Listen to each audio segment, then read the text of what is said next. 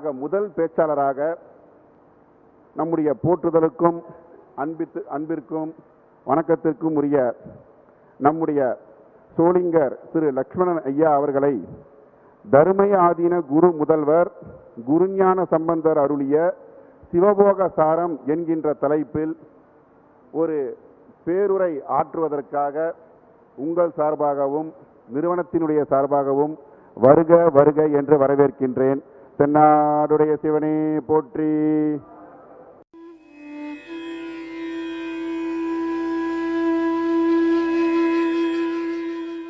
எல்லாம் வல்ல திருவள்ளுவரை மனமொழிகளால் நம்பி திருச்செவிலாய பரம்பரை திருவாரூரை ஆகமத்தை தோற்றுவித்த ஒரு முதல்வர் நமச்சிவாய மக்களுடைய தென்னாசிரியரின் சம்பளங்களை மனமொழிகளால் வழங்கி 23வது பட்டத்தில் எழுந்தருளிலிருந்து சிவஞான செங்கோல் ஓட்சியருடைய அரை திரு சிவபிரகாச தேசிக பரமாச்சாரியருடைய திருவடி சம்பளங்களை மனமொழிகளால் வழங்கி இத்திருநாள் ஆதீன பீடத்திலே எழுந்தருளிலிருந்து சிவஞான செங்கோல் ஓட்டி வருகின்ற சீர்வளர்ச்சியில் திருமகா சன்னிதானமுடைய பெண்ணாசிரியர்களை மனமொழிகளால் வழங்கி அரியனுடைய தீட்சா குரு அல்லை திரு வைத்தியநாத ஈசானதேஸ்வரிய திருவடிகளை மனமொழிகளால் வழங்கி அரியனுடைய வித்யா குருவாக விளங்குகின்ற தமிழாகம சால்பறிவா செல்வநாதன் ஐயா மலரடிகளை மனமொழிகளால் வணங்கி இன்றைய சொற்பொழிவின் விழுப்பொருளாக விளங்கக்கூடிய தர்மயாதின குரு முதல்வர் அருள் திரு குருஞான சம்பந்த தேசிகருடைய திருவடி கமலங்களை மனமொழிகளால் வணங்கி இன்றைய கருத்தரங்கத்திலே கலந்து கொள்ள வந்திருக்கக்கூடிய எங்களோடு இந்த மேடையிலே அடியங்களும் அறியாத அந்த நூலை பற்றி சொற்பொழிவாற்ற வந்திருக்கக்கூடிய முனைவர் திரு நடராசன் ஐயா அவர்களுடைய மலரடிகளை மனமொழிகளால் வழங்கி இந்த நிகழ்வினை தொடங்கி வைத்து தலைமையேற்று மிக சீரிய முறையிலே தலைமையுரையாற்றி நம்மையெல்லாம் பணித்திருக்கக்கூடிய இந்த உலகத்தமிழ் ஆராய்ச்சி நிறுவனத்தினுடைய இயக்குனர் ஐயா அவர்களுடைய மலரடிகளை மனமொழிகளால் வழங்கி மிக அற்புதமான முறையிலே செம்பொருள் மீது உயராய்வு இருக்கையை நிறுவி அந்த இருக்கையின் வாயிலாக அரியோங்களையெல்லாம் ஒன்றிணைத்து சிவ பணி ஆட்சி கொண்டிருக்கக்கூடிய நம்முடைய அருணந்தி சிவம் ஐயா அவர்களுடைய மலரடிகளை மனமொழிகளால் வணங்கி இந்த நிகழ்ச்சியிலே கலந்து கொள்வதற்காக பல்வேறு இடங்களில் இருந்து வந்து கலந்து கொண்டிருக்கக்கூடிய அத்துணை அன்பர் பெருமக்களுடைய மலரடிகளையும் தனித்தனியே தொட்டு வணங்கி மகிழ்கின்றேன். சிவாய நம. அன்பர்களே, இன்றைய தினம் ஒரு அற்புதமான ஒரு நிகழ்வாக நமக்கெல்லாம் செவிக்கு இன்பத்தை தருகின்ற ஒரு வாய்ப்பாக எத்தனையோ நிகழ்வுகளிலே எத்தனையோ சொற்பொழிவுகளிலே நாம் பேசவும் கேட்கவும் செய்திருக்கின்றோம். ஆனால் இன்றைக்கு ஒரு மாறுபட்ட நிகழ்வாக இந்த நிகழ்விலே இப்படி ஒரு ஆன்மீக நிகழ்வை இணைத்து அதிலும் சமயம் சார்ந்த ஒரு நிகழ்வாக நடாத்தி அதிலும் குறிப்பாக சைவ உலகத்துக்கு அவசியம் தெரிய வேண்டிய இதுவரையில் மிக அதிகமாக அறிமுகம் இல்லாத ஆழ்ந்த நுட்பமுடைய நூல்களை எல்லாம் அறிமுகப்படுத்த வேண்டும் என்கிற நோக்கத்தோடு நம்முடைய செம்பொருள் புரிந்து உயர் ஆய்வு இருக்கையுடைய நிறுவனர் ஐயா அவர்கள் அரியோங்களை பணித்த வண்ணம் இன்றைக்கு சிவபோக சாரம் என்கிற நூலையும் அந்த நூலின் நுண்பொருளையும் நாம் அறிந்து கொள்வதற்கு முன்னதாக அந்த நூலாசிரியரை பற்றி நாம் ஒரு தெரிந்து கொள்ள வேண்டும். அந்த நூலாசிரியருடைய வாழ்க்கை வரலாற்றினை நாம் அறிந்து கொண்டு அவர் நமக்கு வெளிவந்த தன்மையோடு அளித்திருக்கக்கூடிய அந்த சிவபோக சாரத்தினுடைய சிவபோக சாரத்தையே நாம் அறிந்து கொள்ள வேண்டும். அந்த வகையிலே நம்முடைய பாரத நாடு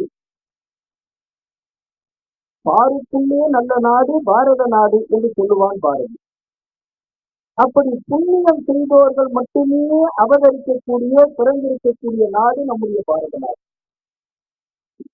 அப்படிப்பட்ட பாரத நாட்டிலே சிவனுக்குகந்த செந்தமிழ் நாடு மணிவாசக பெருந்தகை சொல்லுகின்ற போது நாம் மகுடமாக கூட சொல்லுகின்றோம், தென்னாடு உடைய சிவனே போற்றி என்று பேசுகிறோம். அப்படி தென்னாடு உடைய சிவன் அந்த செந்தமிழ் நாட்டில் தென்பாண்டி நாட்டிலே திருநெல்வேலி, இன்றைக்கு திருநெல்வேலி மாவட்டம் என்று சொல்லப்படுகின்ற அந்த பகுதியிலே பெரும்பாலும் அது வைணவ தலம் என்று போற்றப்படுகின்ற திருவில்லிபுத்தூர் என்ற அந்த தலத்திலே இன்றைக்கு சற்றேறக்குரிய ஒரு 500-550 ஆண்டுகளுக்கு முன்னதாக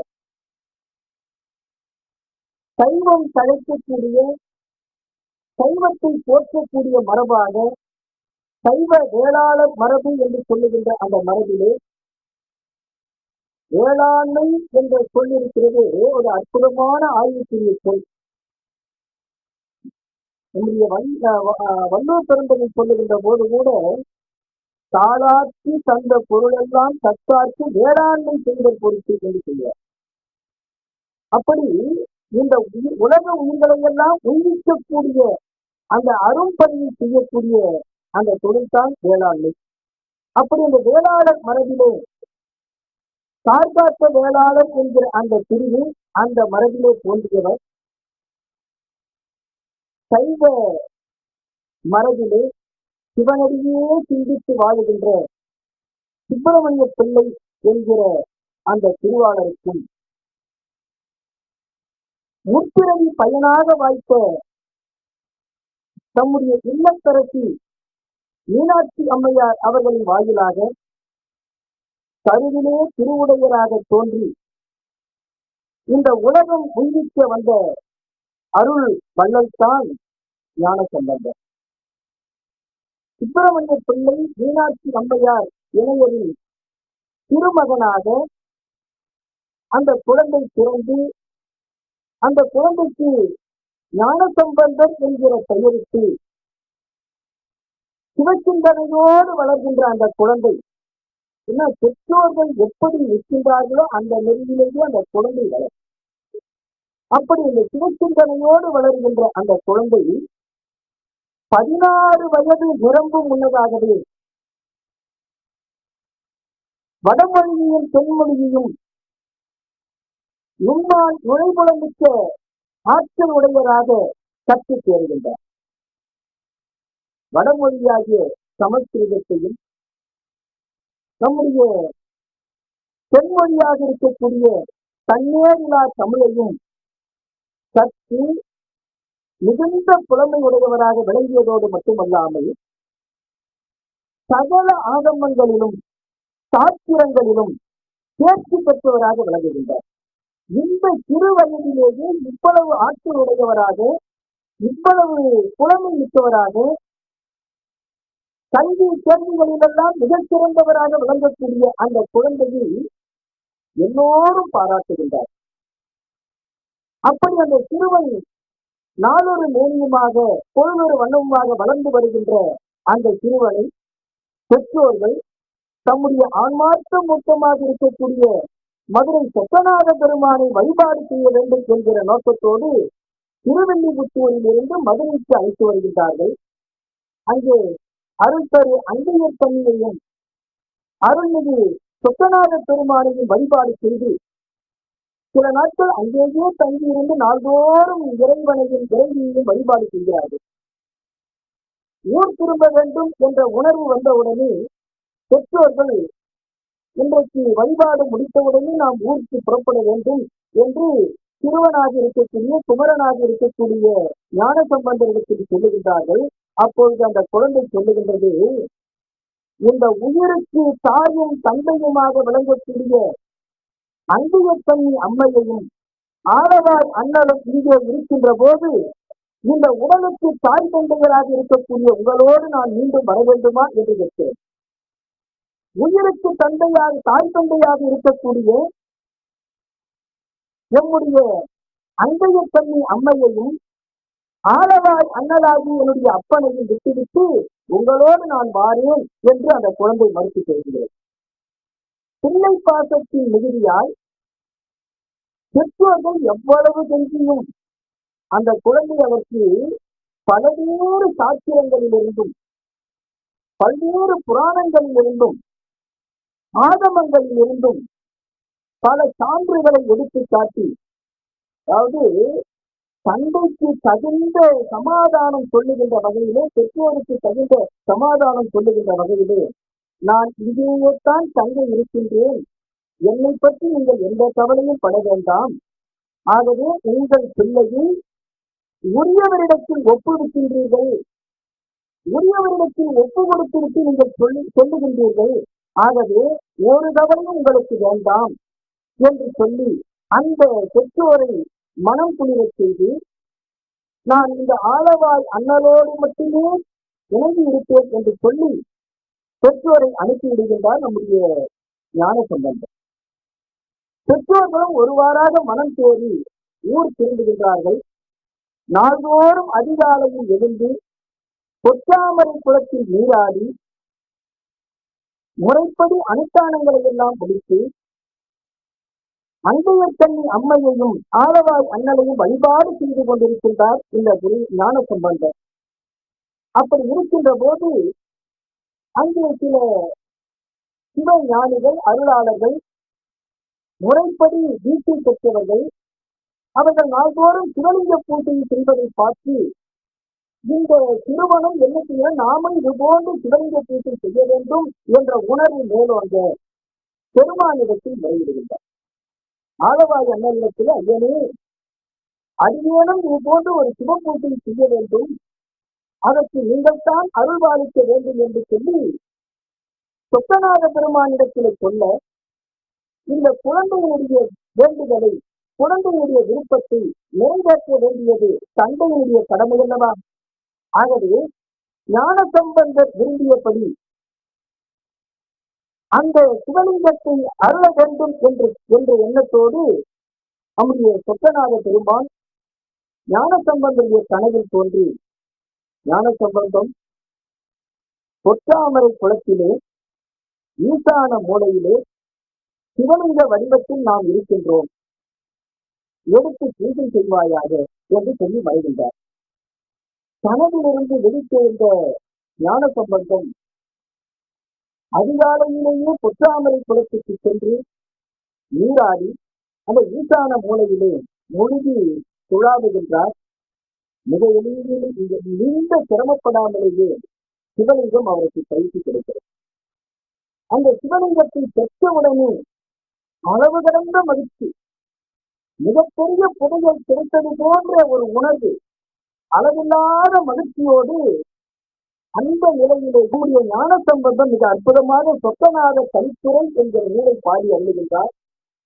அதிலே கண்ணுக்கு இனிய பொருளாகியே, கண்ணுக்கு இனிய பொருளாகியே என் கரத்தில் வந்தாய், சொக்கநாத பெருமானே, கண்ணுக்கு இனிய பொருளாகியே என் கரத்தில் வந்தாய், இன்னும் பரவிடும் அற்புதமே, இன்னும் பரவிடும் அற்புதமே என்ன விரிகை இருக்கான், மண்ணும் புகழ்ந்திட என்னையும் பூரண வாரியுள்ளே நன்னும்படி செய்து, மண்ணும் புகழ்ந்திட என்னையும் பூரண வாரியுள்ளே, சிவபூரணமாக சொல்லக்கூடிய சிவானந்த கடல் வாரி என்று சொன்னால் மிகப்பெரிய கடல், அப்படி சிவானந்த வாரியுள்ளே நன்னும்படி செய் மதுராபுரி சொக்க நாயகனே என்று பாடுகின்றார். இப்படி பாடி பரவி பெருமானிடத்துல இன்னொரு வேண்டுகோளை வைக்கின்றார். பெருமானே, என்னுடைய விருப்பத்தை நிறைவேற்றுகின்ற வகையிலே சிவலிங்கமாக என்னுடைய கரத்திலே வந்து சேர்ந்திருக்கின்றாய், ஆனால் இந்த சிவபூஜை செய்வதற்கு ஏற்ற வகையிலே அடியனுக்கு ஒரு ஞான குருவை தாங்கள் காட்டி அருள வேண்டும் என்று சொல்லுகின்றார். அந்த ஞான குருவையும் நீங்கள் தான் காட்ட வேண்டும் என்று சொல்லுகின்றார். எந்த ஒன்று நன்றாக தெரிகிறது, பெருமான் காட்டினால்தான் குருவை நாம் காண முடியுமே தவிர, பெற முடியுமே தவிர, நாம எந்த குருவையும் தேடி சென்று திறமில்லை. அதை பற்றி நம்முடைய விஞ்ஞான சம்பந்தர் சிவபோக சாரத்தில் இது அற்புதமாக சொல்ல இருக்கின்றார். பிறகு சிந்தித்து அப்படி ஞானாசிரியர் ஒருவரை தமக்கு அருள வேண்டும், எனக்கு அடையாளம் காட்ட வேண்டும் என்று சொக்கநாத பெருமானிடத்தில் வேண்டுகோள் வைக்க, இந்த குழந்தையினுடைய அன்பை, இந்த குழந்தையினுடைய வேண்டுதலை நிறைவேற்றுகின்ற வகையிலே நம்முடைய சொக்கநாத பெருமான் ஆலவாய் அண்ணல் மீண்டும் அவருடைய கனவிலே தோன்றி, ஞான சம்பந்தம், உனக்கு ஞான குருவாக தகுதி வாய்ந்த ஒருவரை நாம் அடையாளம் காட்டுகின்றோம். இங்கிருந்து நம்முடைய அம்மையார் பாடுகின்ற போது கூட திருவாரூர் பிறந்தார்கள் எல்லாருக்கும் அறிய என்று சொல்லுகின்ற நம்முடைய திருத்தொண்ட தொகையில் நம்முடைய சுந்தரர் அறிவு செய்த பிறக்க முத்தி என்று சொல்லப்படுகின்ற அந்த திருவாரூர் தலத்திலே வழி வழியாக ஞான பரம்பரையாக விளங்கி வரக்கூடிய தமிழை ஞானப்பிரகாசர் என்கிற ஒருவர் இருக்கின்றார். அவரிடத்தில் நிற்கும், அங்கு சென்றால் உமக்கு ஞான உபதேசம் கிடைக்கும், சிவபூசையில் எழுந்தருளி செய்வார் என்று சொல்லுகின்றார். இதை கேட்டவுடனே ஞான சம்பந்த பெருந்தகை விரைந்து எழுந்து பொற்றாமரை குளத்தில் நீராடி பெருமானை வழிபாடு செய்வதற்காக ஆலயத்திற்கு சென்று உயிருக்கு தாய் தந்தையாக விளங்கக்கூடிய அங்கையத்தண்ணி அம்மையிடத்திலும் ஆலவாய் அண்ணனிடத்திலும் அருள் விடை பெற்று அங்கிருந்து புறப்பட்டு திருவாரூர் வருகின்றார். இதற்கு இடையிலே ஞான சம்பந்தத்திற்கு கனவில் தோன்றி குருநாதரை காட்சி அருளியது போல இங்கே தமிழை ஞானப்பிரகாசருடைய கனவிலும் தோன்றி மதுரையிலிருந்து நம்முடைய ஞான சம்பந்தம் இங்கே வருகின்றான். அவனுக்கு ஞான உபதேசம் செய்து சிவப்பூசை செய்ய எழுந்தருளை செய்ய நீங்கள் ஆட்கொள்ள வேண்டும் என்று சொல்லி தமிழை ஞானப்பிரகாசருடைய கனவிலே சொல்லி, அதுவும் திங்கட்கிழமை வரும் திங்கட்கிழமையில அந்த உபதேசத்தை செய்யும்படி சொல்லுகின்றார். இந்த நாளையும் குறிப்பிட்டு ஆளையும் குறிப்பிட்டு இதை செய்து வைக்கும்படி நம்முடைய பெருமான் ஞானப்பிரகாசர் தமிழை ஞானப்பிரகாசருடைய கனவிலே சொல்லுகின்றார். இந்த சுருக்கமாக அந்த தமிழை ஞானப்பிரகாசருடைய பரம்பரை, அதாவது தர்மயாதினம் என்பது திருக்கைலாய பரம்பரை, தர்மயாதினம் என்ற மரபு இப்பொழுது சொல்லப்படுகிறது. அதே மாதிரி திருக்கைலாய மேற்பரம்பரை என்று திருவாவடுதுறை ஆதீனத்தில் குறிப்பிடப்படுகிறது. அப்ப இந்த இரண்டும் ஒன்றா என்று சொன்னால் ஒரு மரபில் வந்த கிளைகள் என்று சொல்லலாம். அதாவது புறச்சந்தான குறவர்களாக விளங்கிய பரஞ்சோதி மாமுனிவருடைய சீடர் திருவெண்ணைநல்லூர் நெய்கண்டார், அவருடைய மாணவர் அருள்நந்தி சிவம், அவருடைய மாணவர் மறைஞான சம்பந்தர், அவருடைய மாணவர் உமாபதி சிவம், உமாபதி சிவத்தினுடைய சீடராக இருந்தவர் அருள் நமச்சிவாயர், அவரை மச்சி செட்டியார் என்று அழைப்பதும் உண்டு. அந்த அருள் நமச்சிவாயருடைய சீடத்தான் சித்தர் சிவபிரகாசர், சித்தர் சிவபிரகாசருடைய சீடத்தான் திருவாவடுதுறை ஆதீனத்தை தோற்றுவித்த குரு முதல்வர் நமச்சிவாய மூர்த்திகள் என்ற மரபு.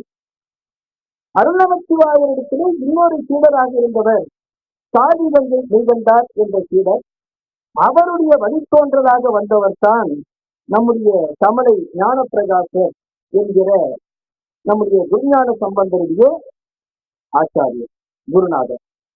அப்படி நம்முடைய புறச்சந்தான மரபிலே வழி வழியாக தோன்றி வந்த அந்த தமிழை ஞானப்பிரகாசர் திருவாரூரிலே இல்லறத்து ஞானியாக விளங்கியவர். அவருக்கு குருநாதர் யார் என்று சொன்னால் அவருடைய தந்தைத்தான் அவருக்கு குருநாதர். தமிழை ஞானப்பிரகாசருடைய தந்தைத்தான் திருவாரூர் செட்டித்தெரு பழுதைகட்டி ஞானப்பிரகாச பண்டாரம் என்று சொல்லக்கூடியவர். அவர் தன்னுடைய மகனுக்கு அவரே ஞான குருவாக விளங்கியிருக்கின்றார். இந்த பழுதை கட்டி என்கிற தொடர் பல பண்டார சன்னதிகளுக்கு உண்டு. அது என்ன பழுதை கட்டி அப்படின்னு சொன்னா, பழுது என்று சொன்னா வைக்கோல் புரியும் அர்த்தம். வைக்கோல் இருக்கு இல்லைங்களா, கையிலடிச்சு நெல்லை பிரித்து பிற்பாடு கிடைக்கக்கூடிய அந்த வைக்கோல்ல இருந்து கிராமத்துல பார்த்தீங்கன்னு சொன்னா அந்த வைக்கோல்ல கயிறா பிரிப்பாங்க. அதுக்கு பழுதை குறின்னு பேரு. பழத்தங்கயிறுன்னு கூட சொல்லுவாங்க கிராம வழக்குல. அந்த பழுதை காலிலே கட்டி வைத்திருப்பார்கள், அதனால பழுதை கட்டின்னு பேரு. அந்த பண்டாரங்கள் காலில வந்து காப்பு அணிவாங்க இல்லைங்களா, காலில வந்து இந்த வழக்க கடல் அணிவது காப்பு அணிவது. சில பேர் என்ன பண்ணா கருப்பு கயிறு கட்டி வச்சிருப்பாங்க. இன்னும் கூட சில பேர் கட்டிருக்கோம்னா காலில கிராமங்கள்ல, ஏன் நகரங்கள்ல கூட தெரிஞ்சு சில பேர் காலில் கருப்பு கயிறு கட்டி வச்சிருப்பாங்க. இப்ப அந்த இந்த பண்டாரத்தினுடைய பழுதை கட்டி பண்டாரம் என்று இருக்கக்கூடியவங்க பார்த்தீங்கன்னா அந்த காலில் அந்த வைக்கோல் பிரிவினால ஒரு கயிறை கட்டி வைத்திருப்பார்கள். அதனால அவங்களுக்கு பழுதை கட்டி ஞானப்பிரகாச பண்டாரம் என்று பெயர் வந்தது. அப்படி அவருடைய மரபுல தமிழை ஞானப்பிரகாசர் என்கிற அந்த குருநாதரிடத்தில்தான் செல்லும்படி நம்முடைய சொத்தநாத அண்ணன் நம்முடைய ஞானசம்பந்தரை அனுப்பி வைக்கின்றார். இப்ப ஞானப்பிரகாசர் இறைவனுடைய அந்த ஆணையை ஏற்று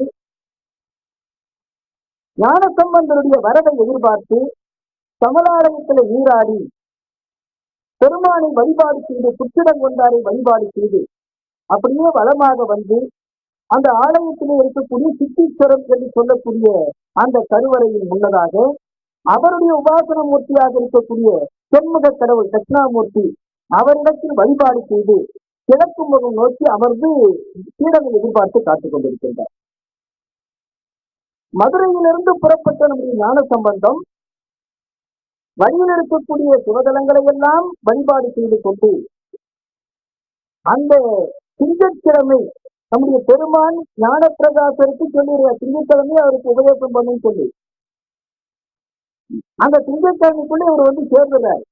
யாரு? ஞானசம்பந்தர் வர வந்துட்டு அந்த கமலாலய பொய்கையிலே நீராடி பெருமானை வழிபாடு செய்து பெருமான் அடையாளம் காட்டிய ஞானகுரு எங்கே எங்கே எங்கே என்று சொல்லி தாயை தேடி வருகின்ற தங்கினை போன்று இந்த ஞான சம்பந்த குழந்தை ஞான சம்பந்த சிறுவன் அந்த ஆலயத்திலே அப்படியே வளமாக வருகின்ற போது சித்தீஸ்வரத்திலே தென்முக கடவுளுக்கு எதிரே அமர்ந்து கொண்டிருக்கக்கூடிய நம்முடைய ஞானப்பிரகாசரை பார்த்த உடனே ஒருவர் இதற்கு முன்னதாக பார்த்ததில்லை. ஆனால் இவர்தானா என்று அறிமுகம் யாரையும் சேர்த்துக் கொள்ளவில்லை, அறிமுகப்படுத்தவும் இல்லை, அறிமுகப்படுத்திக் கொள்ளவும் இல்லை. நேராக வந்து அவருடைய திருவடிகளை விழுந்து ஆட்கொள்ளுமாறு வேண்டுகின்றார். நம்முடைய ஞானப்பிரகாசரும் இவர்தான் பெருமான் அனுப்பிய அந்த சீடன் என்று சொல்லி அந்த ஞான சம்பந்தரை அப்படியே தூக்கி வடக்கு முகமாக அமர்த்தி முறைப்படி அவருக்கு தீட்சை செய்து உபதேசம் செய்கின்றார். அப்படி உபதேசம் செய்து இறைவன் தானாகவே எழுந்தருளி ஞான சம்பந்தனுடைய கரங்களிலே கிடைத்த அந்த சிவலிங்க மூர்த்தத்தையும் சிவபூசைக்காக எழுந்தருளி செய்கின்றார். அப்படி செய்து வைத்த உடனே நம்முடைய ஞான சம்பந்தம் சொக்கநாத வெண்பா என்கிற அற்புதமான ஒரு நூலை பாடி தன்னுடைய குருநாதரை போற்றும் விதமாக ஞானப்பிரகாச மாலை என்கிற நூலையும் பாடி எழுதுகின்றார். அப்படி குருவும் சீடனமாக இருந்து பல சாஸ்திர நூல்களை எல்லாம் ஆய்வு வந்து மிக சிறந்த ஒரு சீடனாக விளங்கிக் கொண்டிருக்கின்ற போது அவருடைய வாழ்நாளில் ஒரு திருப்பு முனை அமைகின்றது. சீடர்களோடு தமிழை ஞானப்பிரகாசர் நாள்தோறும் புத்திரங்கொண்டாரை வழிபாடு செய்துவிட்டு அந்த அர்த்தஜாம வழிபாடு பண்டிகை வழிபாடு முடிந்தவுடனே இல்லத்திற்கு செல்வது வழக்கம். அப்படி செல்லுகின்ற போது ஒரு பணியால் கரைகளிலே ஒரு விளக்கு ஏந்தி ஒரு பெரிய மடக்கு என்று சொல்லுவார்கள். அந்த மடக்கிலே எண்ணெய் ஊற்றி மிகப்பெரிய குறியிட்டு அந்த விளக்கு ஏந்தி முன்னே செல்லுவார். இவர்களெல்லாம் அந்த விளக்கு ஒளியிலே அந்த வீட்டுக்கு செல்வது வழக்கம். இது கைவிளக்கு ஏந்தும் பணியாளர் என்று அவருக்கு பெயர். ஒரு நாள் அந்த பணியாளர் எங்கேயோ படுத்து அசதியின் காரணமாக உறங்கிவிட்டார். உடனே நம்முடைய ஞான சம்பந்தர் அந்த கைவிளக்கு பணியை செய்கின்ற நோக்கோடு அந்த மடத்தை எடுத்து விளக்கை ஏற்றி விளக்கு எடுத்துக் கொண்டு தன்னுடைய குருநாதருக்கு முன்னால் போகின்றார். குருநாதருக்கு முன்னால் கைவிளக்கு பணி செய்து கொண்டு நம்முடைய ஞான சம்பந்தர் செல்லுகின்றார். வீடு வந்த உடனே வழக்கமா என்ன செய்வாருன்னு சொன்னா, அந்த விளக்கு எடுத்துட்டு வர பணியாளருக்கு வீட்டுக்கு வந்த உடனே இங்கேயே நிற்க அப்படின்னு சொல்லுவாரு. நிற்கன்னு சொல்லிட்டு அவர் உள்ள போயிடுவாரு. அந்த பணியாளர் விளக்கு எடுத்துட்டு திரும்ப கோயிலுக்கு வந்து அவர் தங்குற இடத்துக்கு தங்கிடுவாரு. அதே போல இன்றைக்கு என்ன பண்ணுவாருன்னா, ஞானசம்பந்தம் விளக்கு எடுத்துக்கிட்டு போறாரு. வீடு வந்த உடனே ஞானப்பிரகாசர் குருநாதர் ஞானப்பிரகாசர் என்ன நிற்க அப்படின்னு சொல்லிட்டு உள்ள போயிட்டாரு. இப்போ ஞானசம்பந்தம் ஆகிய சீடர் என்ன செய்கிறார் சொன்னா, குருநாதர் உத்தரவிட்டாரு நிற்க, நின்னுட்டார். விளக்கு கையில வச்சுக்கிட்டு அப்படியே நிற்கிறார். எப்படி விளக்கு ஏந்திக்கிட்டு வந்தாரோ அதே போல அப்படியே நிற்கிறாரு. இப்ப குருவாக இருக்கக்கூடிய தமிழை ஞானப்பிரகாசர் இல்லத்திற்கு சென்றார், நன்றாக உறங்குகின்றார். அதிகாலையில அவருடைய இல்லத்து அரசி குருபத்தினி என்ன செய்கிறாருன்னு சொன்னா, அழகிடுதல், அதாவது பெரு சாணம் தெளிப்பது எல்லாம் இந்த வழக்கு விட மாறி போச்சு. அதுக்காக வெளியே வர்றாங்க. வெளியே வந்து பார்த்தா இவர் வழக்கோட நிற்கிறாரு. அதிகாலையில நன்றாக மழை பெய்திருக்கிறது இரவு. ஆனால் பெருமுழுக்கு ஈரமா இருக்குது, தண்ணீர் தேங்கி நிற்குது. இவருடைய விளக்கும் அணையில, இவர் கையில இருக்கிற விளக்கும் அணையில, அந்த விளக்குல எண்ணெய் ஊற்றாமலே இரவு முழுக்க எரிஞ்சிருக்கிறது. அது மட்டுமல்ல, அவரை சுற்றி 1 மீட்டர் தூரத்துக்கு அப்படியே வட்டம் போட்டது போல ஒரு சொட்டு தண்ணீர் கிடையாது.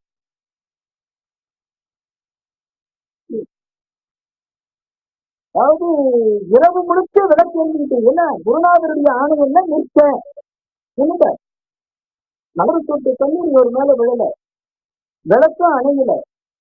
அந்த இடம் இவரை சுற்றி அப்படியே வட்டமிட்டது போல மற்ற இடங்களெல்லாம் மழை பெய்திருக்கிறது. அந்த இடத்துல ஒரு சொட்டு நீர் இல்லை. இதை பார்த்த அந்த குருநாதருடைய மனைவி பதறி போய் அந்த குடைப்பத்தையும் வாடியையும் கீழே வைத்துவிட்டு நேரா வீட்டுக்குள்ள ஓடி சென்று கணவரை எழுப்பி விஷயத்தை சொல்லுகிறார்கள். செய்தி அறிந்த உடனே நம்முடைய தமிழை ஞானப்பிரகாசம் வெளியே வரார். வந்து பார்க்கின்றார்.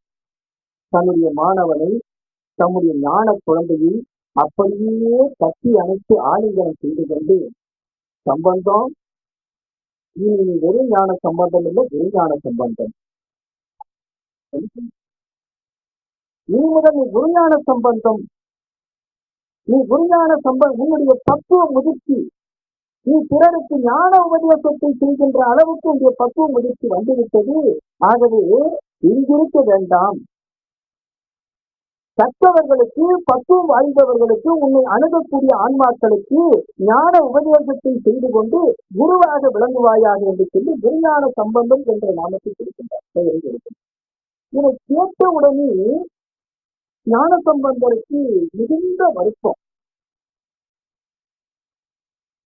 குருவை விட்டு பிரிந்து விடுகிறோமே என்ற வருத்தம். அது மட்டுமல்ல, என்ன சொல்றாருன்னா, நீ விரும்பியபடி விரும்பிய இடத்திற்கு சென்று பக்குவங்களுக்கு நீ உபதேசம் செய்ய என்று சொன்ன உடனே நீ விரும்பியபடி செல்ல என்று சொல்லுகிறாயே, நமக்கு என்ன விருப்பம் இருக்கிறது என்று அப்ப சொல்றாரு. ஒரு அருமையான கட்டளை கலித்துறையில ஒரு பாடல் பாடுகின்றார். இந்த கட்டளை கலித்துறைகள்னா இலக்கணம் தெரிந்தவர்களுக்கு தெரியும் எவ்வளவு கடினமான ஒரு யாப்பு என்று சொல்லி ஒரு பெரிய பாடல். அந்த கட்டளை கலித்துறை எல்லாம் பிறவியிலேயே வந்த அருள். அதனாலதான் பாட முடியும் அவரால். தனக்கும் பொதிக்கும் எருதுக்கும் தன்னிக்கு கண்டதுண்டோ, எனக்கும் உடற்கும் எனதிக்கையோ. இது எனக்கும் என்று சொல்வது உயிர். இந்த உயிர்க்கும் இந்த உடம்புக்கும் தனிப்பட்ட முறையில் என்ன இச்சை இருக்கிறது? இப்போ எருது மேல மூட்டை ஏற்றுறோம். இவ்வளவுதான் இந்த எருது மேல நாம ஏறணும்னு சொல்லி அந்த மூட்டைக்கு என்ன விருப்பம் இருக்குதா? இல்லை இவ்வளவுதான் ஏற்றிட்டு போகணும்னு சொல்லி இந்த எருது என்ன விரும்புங்க? அது போலத்தானே இந்த உயிருக்கும் உடம்புக்கும் தனிப்பட்ட முறையில் என்ன இச்சை இருக்குது சொல்லிட்டு சொல்றாரு. இளங்கார் புறத்தில் கிணக்கும் சமணையின் ஞானப்பிரகாச சிதம்பர இன்று உனக்கு எப்படியோ அப்படியாக இருக்கிறது. உமக்கு என்னவோ அதனை உத்தரவாக, ஆணையாக, உபதேசமாக எனக்கு சொல்லுங்கள். எனக்கு என்று என்ன இச்சை இருக்கிறது என்று சொல்லுகின்றார். இளங்கார் புறத்தில் கிணக்கும் ரொம்ப அருமையான ஒரு தொடர் வச்சு போட்டாருங்க. முப்புறத்தில் இருக்கணும் இல்லையா? அந்த முப்புறத்தை எரித்த சிவபெருமானே இங்கு குருவாக எழுந்தருள் இருக்கின்றார். அதை சொல்லாமல் சொல்லுகின்றார், குறிப்பாக உணர்த்துகின்றார். இணைந்தார் புறத்தை சினக்கும் கமலையுள் ஞான பிரகாச சிதம்பர, அதை சிவமே குருவாக எழுந்தருள் இருக்கின்றார் என்ற உணர்வு அடியார்களுக்கு, சைவ சித்தாந்தம் பயின்றவர்களுக்கு, அந்த சிவநேய செல்வர்களுக்கு இந்த உண்மை புலப்படும். அந்த உண்மை உணர்ந்தவர் யாருன்னு சொன்ன ஞான பிரகாசம். அதனால பரம்பொருளே எழுந்தருள் இருக்கக்கூடிய இந்த குருவுக்கு என்ன இச்சையோ அதுதான் நமக்கு என்று சொல்லி, கமலையுள் ஞான பிரகாச சிதம்பர இன்று உமக்கு எப்படி அப்படியாக உரைக்கல்ல, நீ என்ன உத்தரவு கொடுக்கிறீங்க அதை நான் செய்கிறேன் என்று இப்படி சொன்ன உடனே நம்முடைய கமலை ஞானப்பிரகாச தேசிகர் சொல்லுகின்றார், குருஞான சம்பந்தம் இங்கிருந்து வடக்கு நோக்கி சில மைல் தூரம் சென்றால் யமதர்மனும் அகத்தியரும் வழிபாடு செய்த தருமபுரம் என்ற ஒரு தலம் இருக்கின்றது. அங்கே இறைவி அபயாம்பிகையாகவும் இறைவன் தருமபுரீஸ்வரனாகவும் எழுந்தருளி இருக்கின்றான். அந்த இடத்திற்கு சென்று அங்கே ஒரு திருமடம் அமைத்து நாடி வரக்கூடிய பக்குவிகளுக்கு உபதேசம் செய்து சொல்லுகின்றார். உடனே ஐயனே, தங்களை பிரிந்து இருக்க வேண்டி இருக்கிறது, அந்த பிரிவை நான் எப்படி தாங்கிக் கொள்வேன் என்று சொல்லுகின்றார். உடனே கமலை ஞானப்பிரகாசம் சொல்லுகின்றார், குருஞான சம்பந்தம் வாரம் தோறும் வியாழக்கிழமை இங்கே வந்து என்னை சந்தித்து என்று சொல்லுகின்றார். இப்படி தருமபுரத்திற்கு வந்து தன்னுடைய குருநாதர் ஆணையின்படி அங்கே திருமணம் அமைத்து அந்த திருமணத்தில் இருந்து கொண்டு பக்குவமுடைய ஆன்மாக்களுக்கெல்லாம் உபதேசத்தை செய்து அந்த பெருமானையும் பெருமாட்டியும் வழிபாடு செய்து கொண்டிருக்கின்ற போது தம்முடைய குருநாதரையும் மறவாமல் வாரம் தோறும் ஒவ்வொரு வியாழக்கிழமையும் தருமபுரத்திலிருந்து திருவாரூர் சென்று கமலை ஞானப்பிரகாசரை வழிபட்டு அவருடைய குருவர்களை பெற்று திரும்புவதை வழக்கமாக கொண்டிருக்கின்றார்.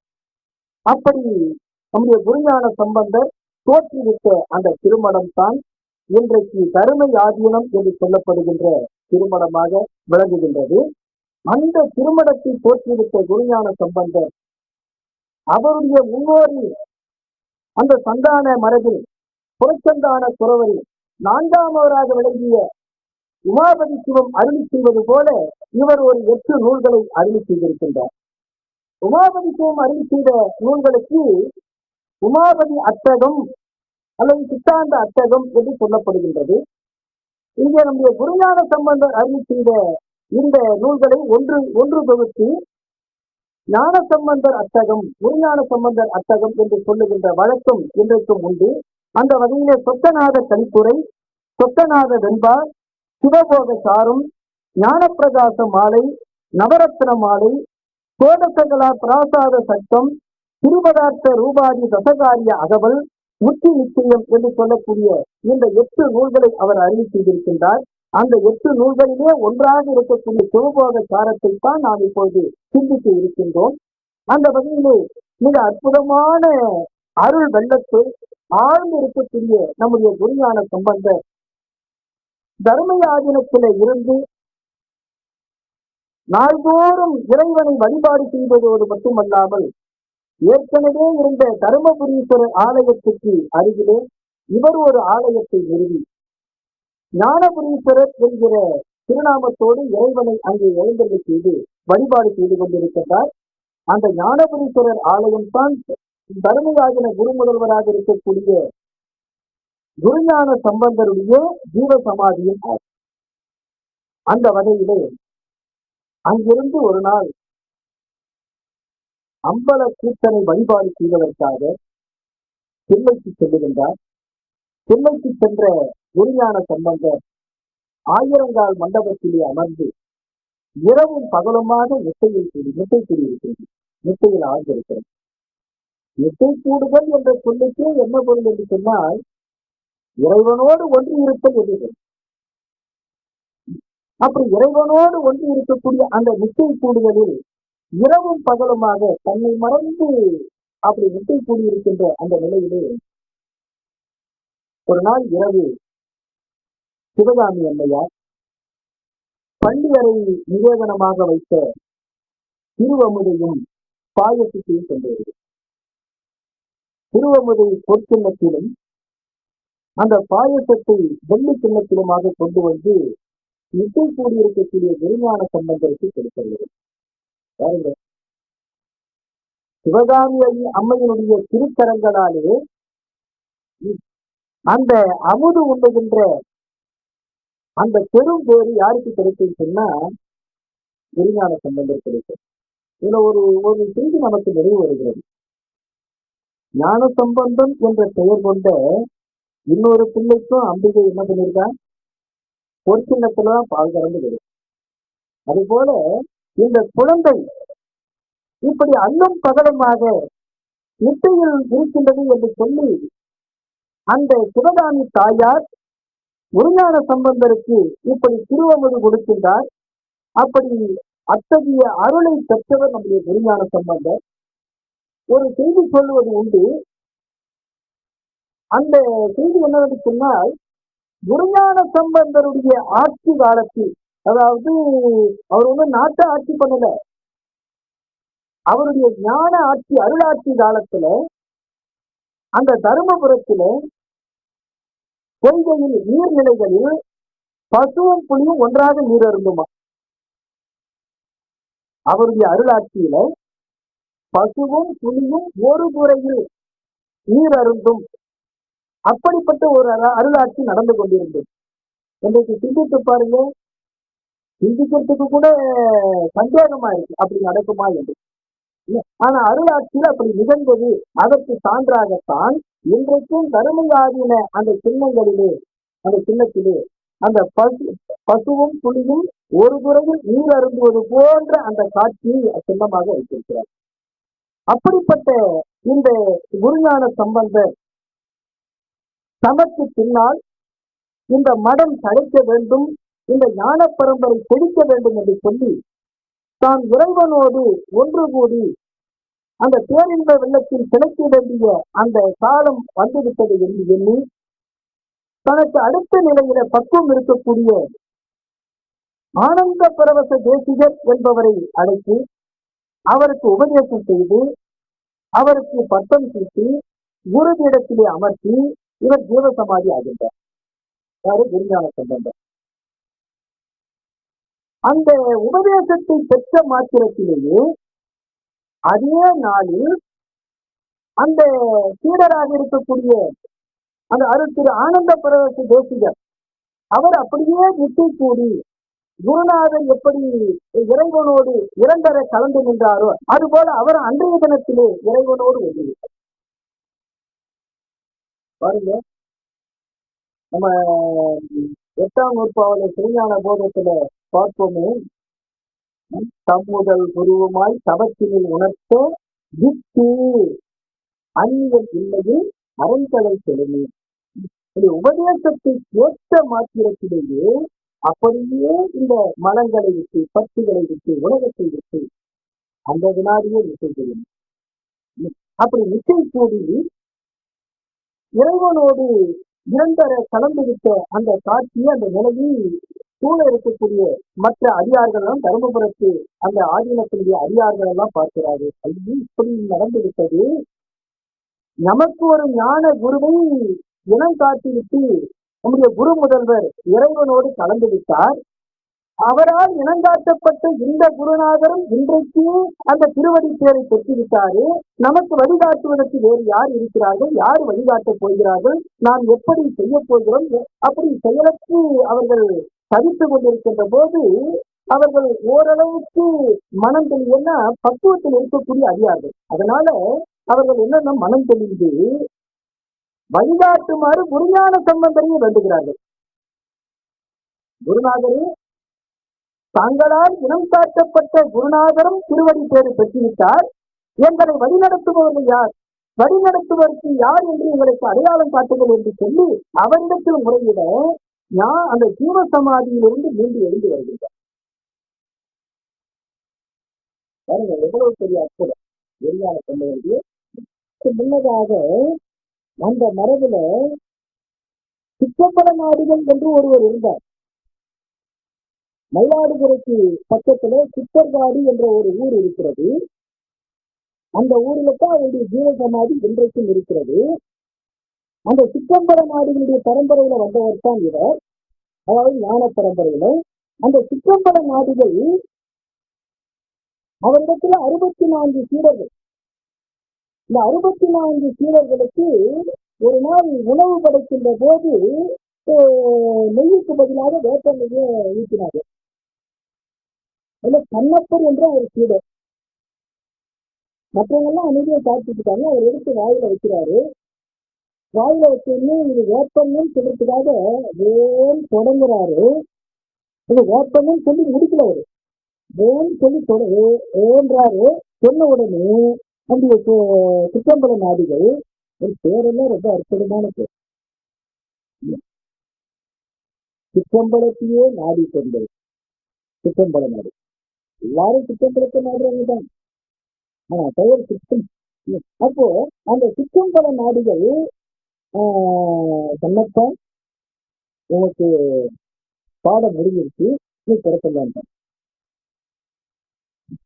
உடனே ஒன்றும் தெரியா இன்னைக்கு உடனே புறப்படுத்தார். உடனே குருநாதரை எதிர்த்து பேசுவதற்கு அந்த காலத்துல அந்த குருநாதரிடத்துல அவ்வளவு ஒரு மரியாதை, பக்தி. இந்த குரு பக்தி இருந்தாலும் எல்லாமே விளையும். குரு பக்தியை பற்றி நம்ம பேசுறோம். அப்படி சொன்ன உடனே நம்முடைய தவக்குறை இவ்வளவுதான் என்று எண்ணி அந்த கண்ணப்பர் என்ன பண்றாரு சொன்னா, சிவத்தலை யாத்திரையா போயிடுறாரு. தலை யாத்திரையா சில காலம் போடுறாரு. போனதுக்கு இடையில என்ன ஆச்சுன்னு சொன்னா, தன்னுடைய சீடர்களோடு ஜீவ சமாதி ஆக வேண்டும் என்று முடிவு செய்து அந்த அரசனை அழைத்து 64 சமாதி கட்ட ஏற்பாடு செய்கிறார். 64 பேருக்கும் தெரிய அனுப்புகிறார்.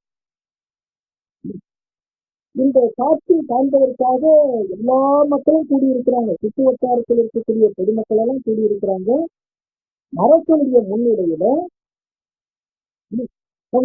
குருநாதர் இறங்கி ஜீவசமாதி ஆகிறார். அடுத்தடுத்து ஒவ்வொரு சீடராக தனக்குரிய அந்த பிரிவில இறங்கி அவர்கள் ஜீவசமாதி ஆகின்றார்கள். இந்த காட்சியெல்லாம் பார்த்து வியப்படைகின்றார்கள் எல்லோரும் அரசின் மேல. அந்த நேரத்துல அரசன் நினைக்கிறான், 63 சீடர்களும் ஜீவசமாதி ஆகிட்டாங்க, இந்த கண்ணப்பர்னு ஒருத்தர் இருந்தாரு, அவர் காணமே அப்படின்னு நினைக்கிறேன். இப்படி நினைக்கின்ற போது இந்த செய்தி அறிந்து கண்ணப்பர் ஓடி வருகிறார். ஓடி வருவதற்குள்ள அந்த குழியை மூடியாச்சு. மூடிட்டு எல்லாம் புறப்படுகின்ற நேரத்துல இந்த கண்ணப்பர் தன்னுடைய குருநாதருடைய ஜீவசமாதியை சார்ந்து அழுது, என்னை இப்படி தவித்து விட்டு நீங்கள் மட்டும் சொல்லி விட்டீர்களேன்னு சொல்லி அழுகின்றார். அந்த குழந்தையினுடைய அந்த ஞான குழந்தையினுடைய அந்த சேவல் அழுது ஆட்சாமை அதை தாங்கிக் கொள்ள முடியாமல் சிற்றம்பல நாடுகள் என்ன சொன்னா அவரை ஆட்கொள்ள வேண்டும் என்று எண்ணி அந்த சமாதியில மூடியிருந்த கல்லை தள்ளிவிட்டு அந்த 2 கரங்களும் வெளியே வந்து அந்த கண்ணப்பரை அப்படியே அழைத்து தன்னுடைய மடியில் எடுத்துக்கொண்டு ஏற்பண்மைன்னு சொல்லி உணர்ந்து வெளியே போன கண்ணப்பருக்கு இப்ப யார் மடி கிடைச்சிருக்குது? குரு. மற்றவெல்லாம் தனித்தனியா அமர்ந்திருக்காங்க. இப்ப குருவினுடைய மடியிலேயே உட்கார்ந்திருக்காரு யாரு? கண்ணப்பர்.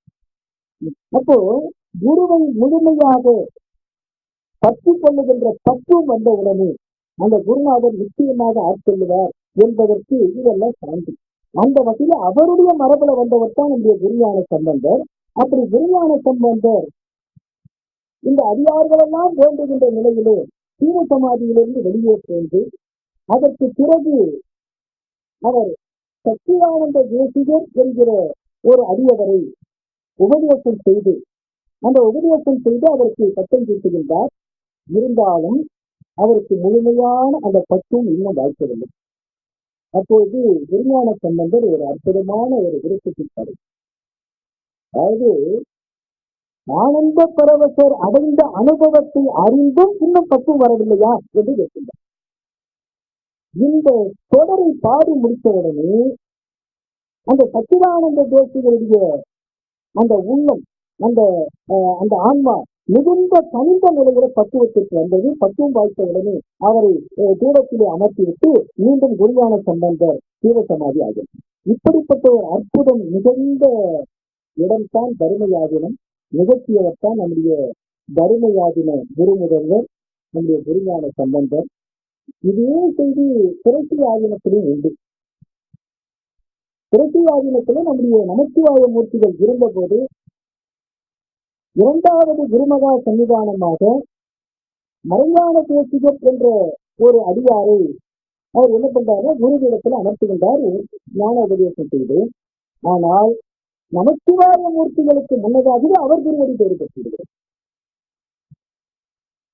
உபதேசத்தை வாங்கிய உடனே அவரும் சதா நிட்டையிலிருந்து திருவடி பேறு பெறுகிறார். இப்படி உபதேசத்தை வாங்கிய மாத்திரத்திலேயே நிட்டை கூடி சிவபேறு பெற்ற அடியார்கள் நிறைய பேர் இருக்கிறார்கள். அது ஒன்று இரண்டு நாம சான்று காட்டி இருக்கிறோம். அந்த வகையில நம்முடைய குருஞான சம்பந்தர் அருள் செய்த இந்த சிவபோக சாரம் என்கிற அந்த நூலுக்குள்ளாக இப்போது சொல்ல இருக்கும்.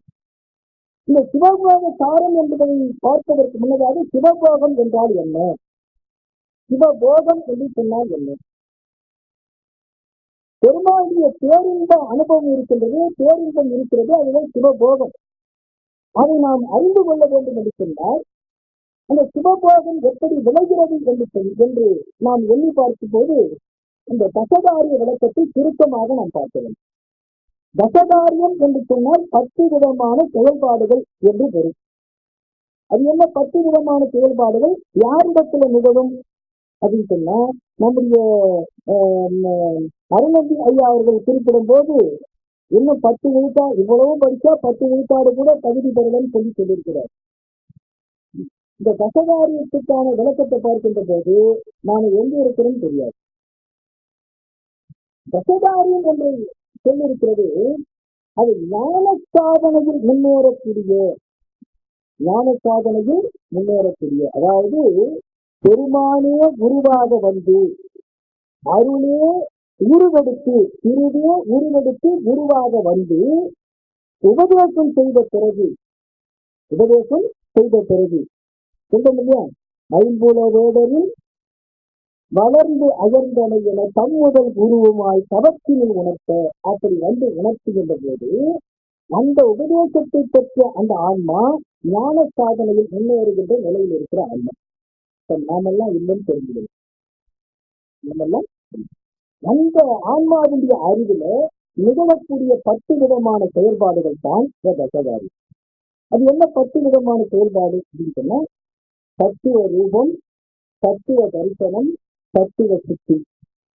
ஆன்ம ரூபம், ஆன்ம தரிசனம், ஆன்ம சுத்தி. சிவரூபம், சிவ தரிசனம், சிவ யோகம், சிவபோகம்.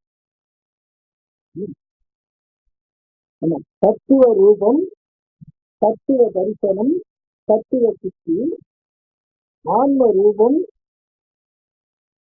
ஆன்ம தரிசனம், ஆன்ம சுத்தி. சிவரூபம், சிவ தரிசனம், அந்த சிவ சுத்தின்னு வரக்கூடாது. அந்த சிவ யோகம், சிவ போகம். இது 10 தசகாரியம். தசகாரியத்துல நிறைவா இருக்கக்கூடியது சிவபோகம். அப்போ இந்த 10 படிகளை கடந்து சென்ற பெருமாண்டிய திருவடியின் பக்கல நாம கிடைக்கும். அப்போ இந்த தத்துவ ரூபம், தத்துவ தரிசனம், தத்துவ சுத்தி, ஆன்ம ரூபம், ஆன்ம தரிசனம், ஆன்ம சுத்தி, சிவரூபம், சிவ தரிசனம், சிவயோகம், சிவபோகம் என்று சொல்லக்கூடிய இந்த தசகாரி சுருக்கமா நாம இந்த செய்தி மட்டும் பார்ப்போம். ரூபம் அப்படின்னு சொன்னா வடிவம், இயல்பு என்று பொருள். தரிசனம் அப்படின்னு சொன்னா காட்சி, அதாவது அனுபவம். சுத்தி அப்படின்னு சொன்னா நீக்குதல், சுத்தம் செய்யறது, சுத்திப்படுத்துறது. சொல்ல இல்லையா, இந்த சுத்த மருத்துவத்தெல்லாம் பார்த்தீங்கன்னு சொன்னா சுத்திப்படுத்துறதுன்னு சொல்லுவாங்க. தேவையற்றதையெல்லாம் நீக்கம், அது சுத்தம், சுத்தி. யோகம் அப்படின்னு சொன்னா ஒன்று இருப்பது, போகம் அப்படின்னு சொன்னா இன்பத்தில் கிடைப்பது, அனுபவிப்பது.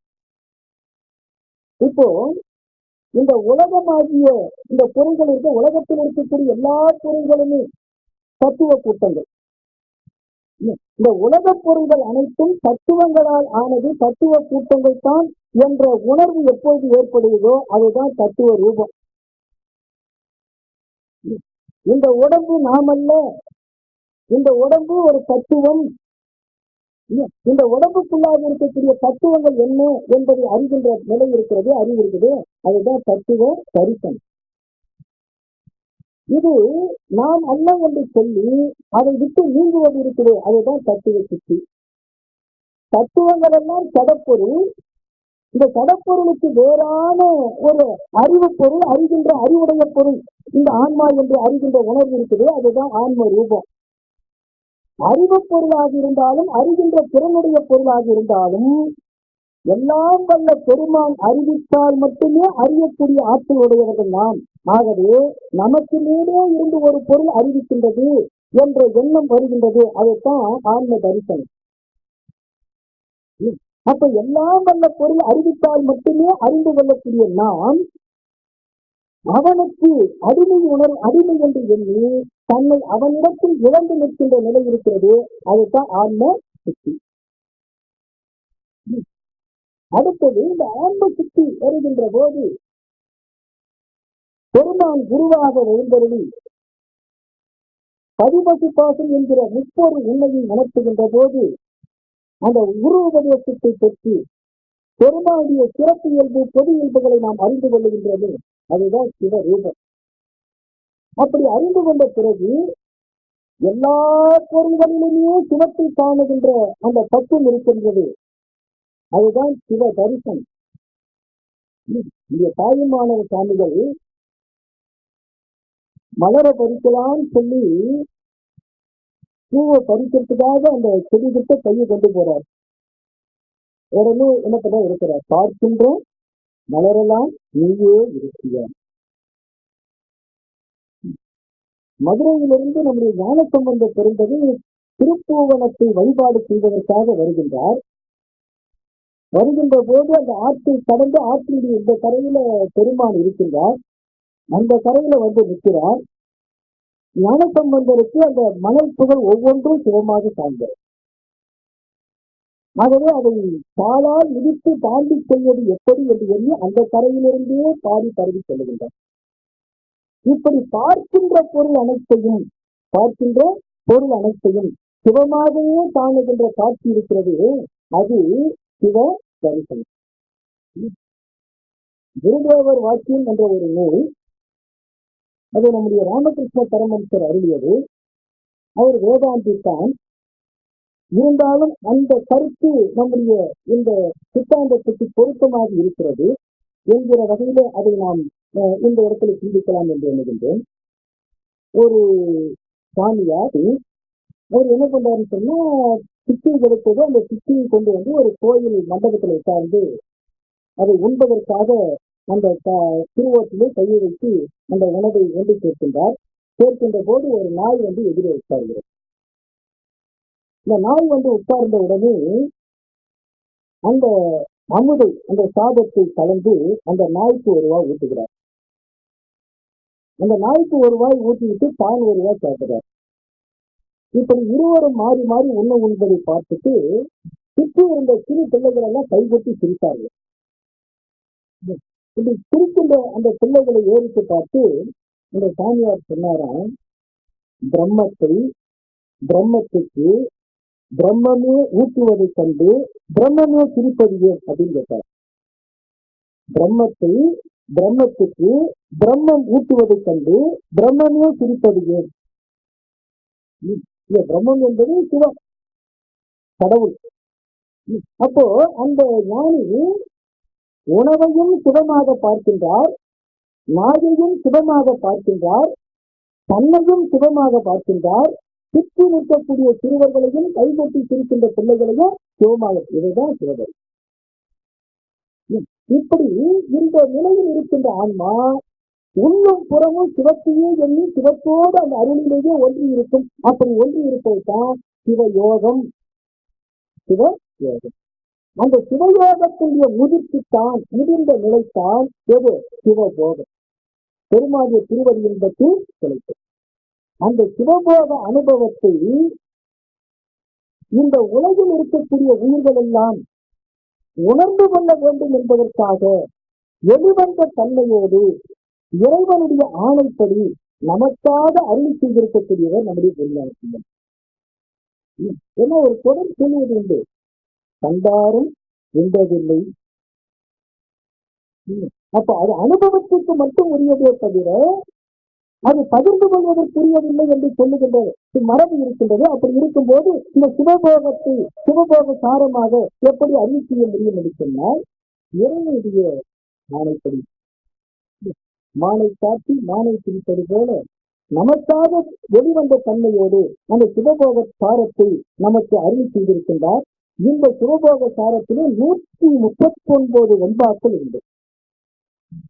139 வெண்பாக்கள் 11 தலைப்பின் கீழே இந்த சிவபோக சாரம் இருக்கின்றது. அந்த 11 தலைப்பில் வரக்கூடிய எல்லா பாடலையும் நாம விளங்கிக் கொள்வதற்கு நேரம் இல்லை. மிக எளிய நடையில பதம் பிரித்து படிக்கும் சொன்ன பொருள் புரியக்கூடிய நிலையில அந்த வெண்பாக்கள் அமைந்திருக்கின்றன. முதல்லையே அடிகள் வணக்கம் என்று சொல்லுகின்ற அமைப்பில குருநாதருடைய அந்த குரு வணக்கமாக 10 வெண்பாக்களை பாடியிருக்கின்றார். சித்தி தரும் நாதன், தென்கமலை வாழ்நாதன், பக்தி தரும் நாதன், பரநாதன், முக்தி பெருநாதன், ஞான பிரகாசன், உண்மை பெருநாதன், நம் குருநாதன் என்று பேசுகின்றார். நம் குருநாதனாக இருக்கக்கூடிய தென்கமலையில் வாழக்கூடிய ஞானப்பிரகாசன் என்று சொல்லக்கூடிய இந்த தேசிகன் சித்தியையும் பக்தியையும் முக்தியையும் தரக்கூடிய முதல் பொருளாக மேலானவராக இருக்கக்கூடிய குரு முதல்வராக இருக்கின்றார் என்று தன்னுடைய குருநாதரை வியந்து அந்த குருநாதரை பணிந்து தொடங்குகின்றார். அது மட்டுமில்ல, நம்முடைய உமாபதிக்கும் திருவருத்தவங்களை சொல்லுவார், ஆறறிவார் எல்லாம் அகன்ற நெறி அருளும் பேரறிவாளன் ஆராதத்தில் என்று சொல்கிறார். அவன் நமக்கு கொடுக்கவில்லை என்று சொன்னால் யார் எதை தெரிந்து கொள்ள முடியும்? ஆக பெருமானே குருநாதராக வந்துத்தான் நம்மை ஊழ்விக்கின்றான் என்று சொல்லுகின்ற அந்த செய்தி மிக அருமையாக இவர் சொல்லுகின்றார். ஆறறிவார் நீதி வழி, யார் அறிவார் சித்தி நித்தி, ஆர் அறிவார் மற்றவங்கள் அன்பு அனைத்தும் பாரியவர்க்கும் தத்தன். தத்தன் சொன்ன தத்தன் என்பது இடைக்குறையாக தத்தன், அதாவது சிவபெருமான் சமலையில் வாழ் ஞான பிரகாசன் எனும் அத்தன் என்போர் அன்புலன். ஆனால் அந்த சிவபெருமானே இந்த திரு சமலையில திருவாரூரில ஞான பிரகாசன் என்ற பெயரோடு என்னை போன்று மானிட சட்டை தாங்கி வரவில்லை என்று சொன்னால் இதெல்லாம் எனக்கு எப்படி தெரியும்? இந்த உலகத்திற்குத்தான் யார்தான் அறிந்து கொள்ள முடியும் என்ற இடத்தில் என்று பேசுகின்றார். அது மட்டுமல்ல, அந்த குருநாதரை பற்றி பேசுகின்ற போது அந்த பெருமானை உணர்ந்து கொள்ளுகின்ற ஆட்கள் குருவரில் இன்றி திருவருள் வாய்க்காது என்பதை விளக்குகின்ற வகையில அரியவர்க்கு முன்னால் அறிவுடியும் காணா பெரியவனை வந்து திறந்து புரியம் பெருக்குகின்றான் ஞான பிரகாசனாகி இருக்கின்றான் ஆரூரில் என்று சொல்லுகின்றார். அப்படி அவனே அரியவனும் தேடி காண முடியாத அந்த பெருமானை அறிவதற்கு அவனே குருவாக எழுந்தருளி என்னை ஆட்கொண்டிருக்கின்றான் என்று பேசுகின்றார். அப்படி அந்த குருநாதருடைய அருமையை சொல்லி குரு வணக்கத்தை சொல்லி பொருதற்கரிய பொருளாக இருக்கக்கூடிய அந்த ஞானத்தை பற்றி சொல்லுகின்ற வகையிலே 2வது தலைப்பில பொருதற்கருமை என்கிற தலைப்பில் சொல்லுகின்றார். அதாவது குருவருள் வாய்க்கால் மட்டுமே திருவருள் சித்தம். குருவருள் இல்லை என்று சொன்னால் திருவருள் சித்தாது. அதை சொல்லுகின்றார். 1 கோடி ஆகமங்கள் எல்லாம் உணர்ந்தும் பெருகுபவன் சித்தி எல்லாம் பெற்றும் குருவருளால் வைத்தபடி இருக்க மாட்டாத மாந்தற்கு சித்தம் சலனமாம். எவ்வளவு பெற்றிருந்தாலும் அத்தமா சித்திகள் எல்லாம் பெற்றிருந்தாலும் குருவருள் வாய்த்த பிறகு குரு உபதேசத்தின்படி நிற்க முடியாத எந்த ஒரு ஆன்மாவாக இருந்தாலும் அந்த மனம் சலனமுடையதுதான் என்று பேசுகின்றார். அது மட்டும் இல்ல, அந்த முறை உணர்வுக்கு எட்டாத பரம்பொருளை நாள்தோறும் நாம் பாடுவதனாலும் மற்றவர்கள் வெற்றிக் கொள்கின்ற வகையிலே நாம் கூப்பிட்டு அழைப்பதனாலும் அவனை அறிந்துவிட முடியுமா என்று ஒரு அருமையான ஒரு தொடரை சொல்லுகின்றார். பரம ரகசியத்தை பாழான வாயால் இரவு பகல் வெண்ணேரமின்றி புறநெறிய கூப்பிட்டும் காணுமோ.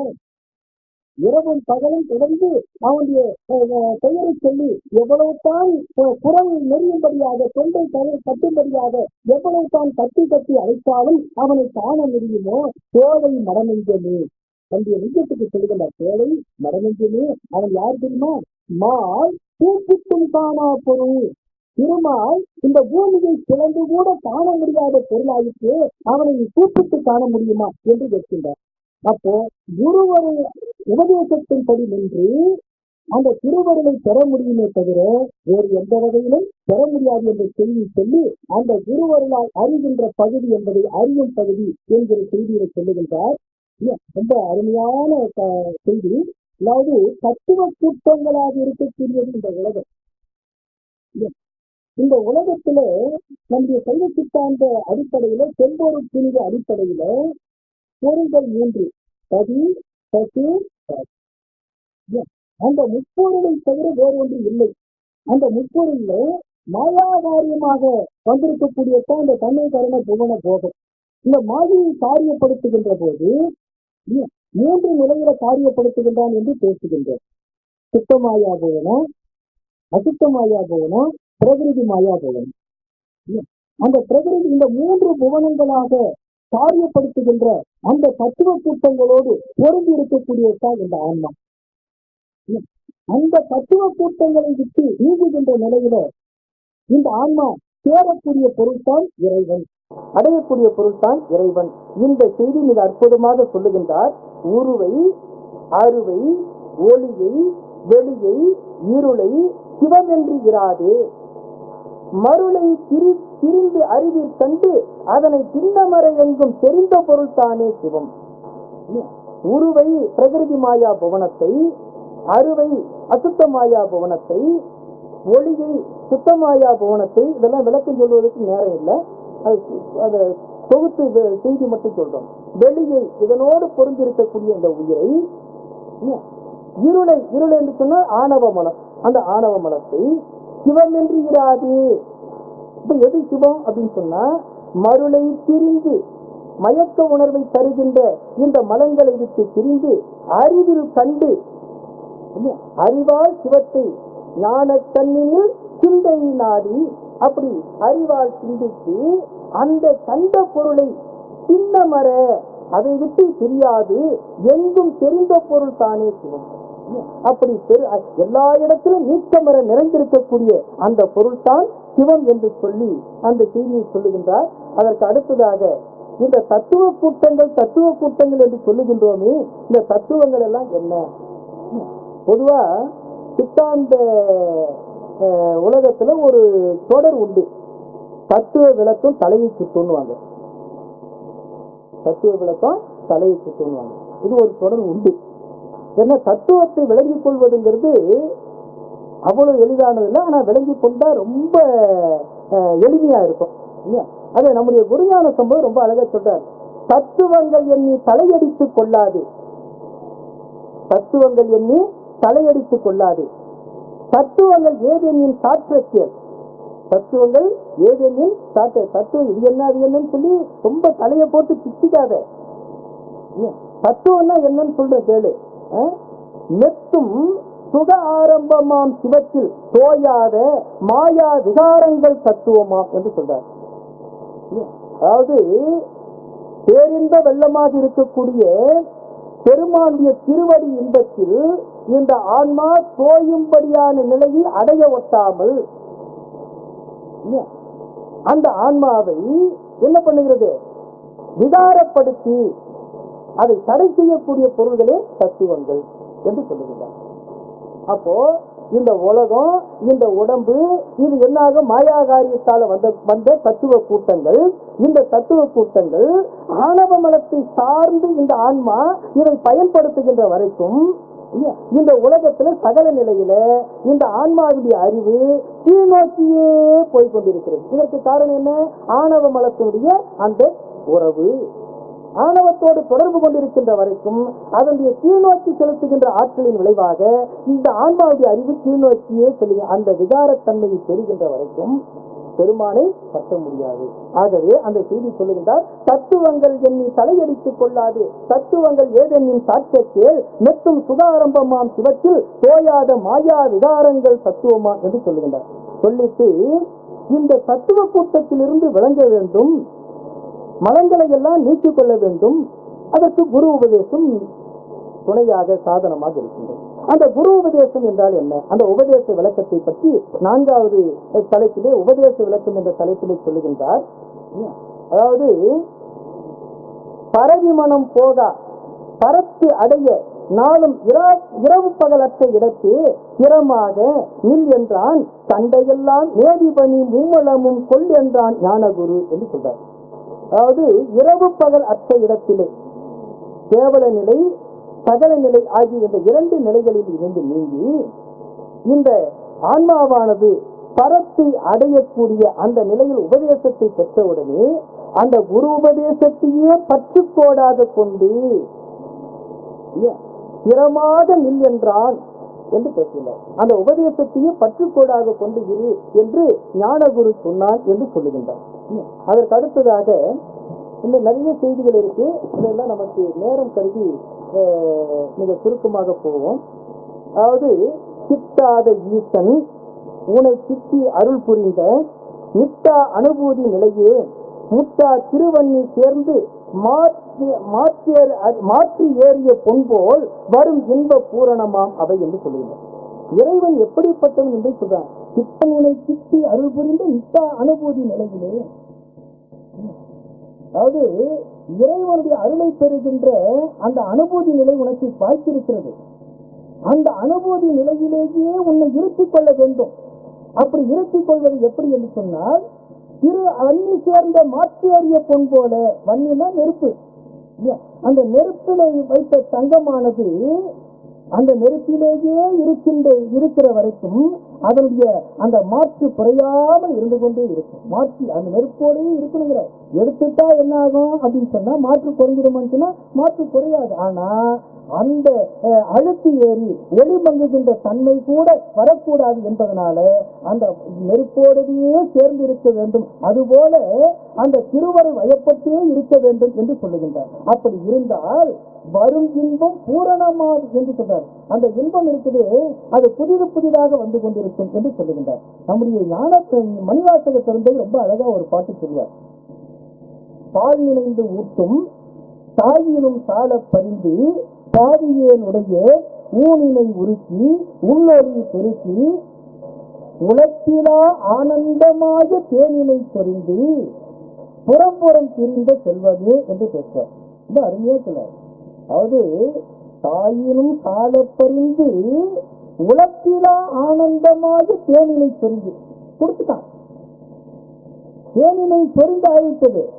இப்ப இந்த தேன் இன்பத்தை தேன் சுவையை பருக வேண்டும் இல்லையா, இது பருகி கொள்ளட்டும் என்று அவன் இருந்து விடல. அது மட்டும் இல்லாம என்ன சொல்றான், தேனினை சொரிந்து புறம்புறம் திரிந்த செல்வமே அப்படிங்கிறார் மணிவாசகர். ஏன் அப்படின்னு சொன்னா, இந்த உலப்பிலா ஆனந்தமாக தேனினுடைய அருமை இந்த ஆன்மாவுக்கு தெரியாமல் விட்டுவிடக் கூடாது இல்லையா.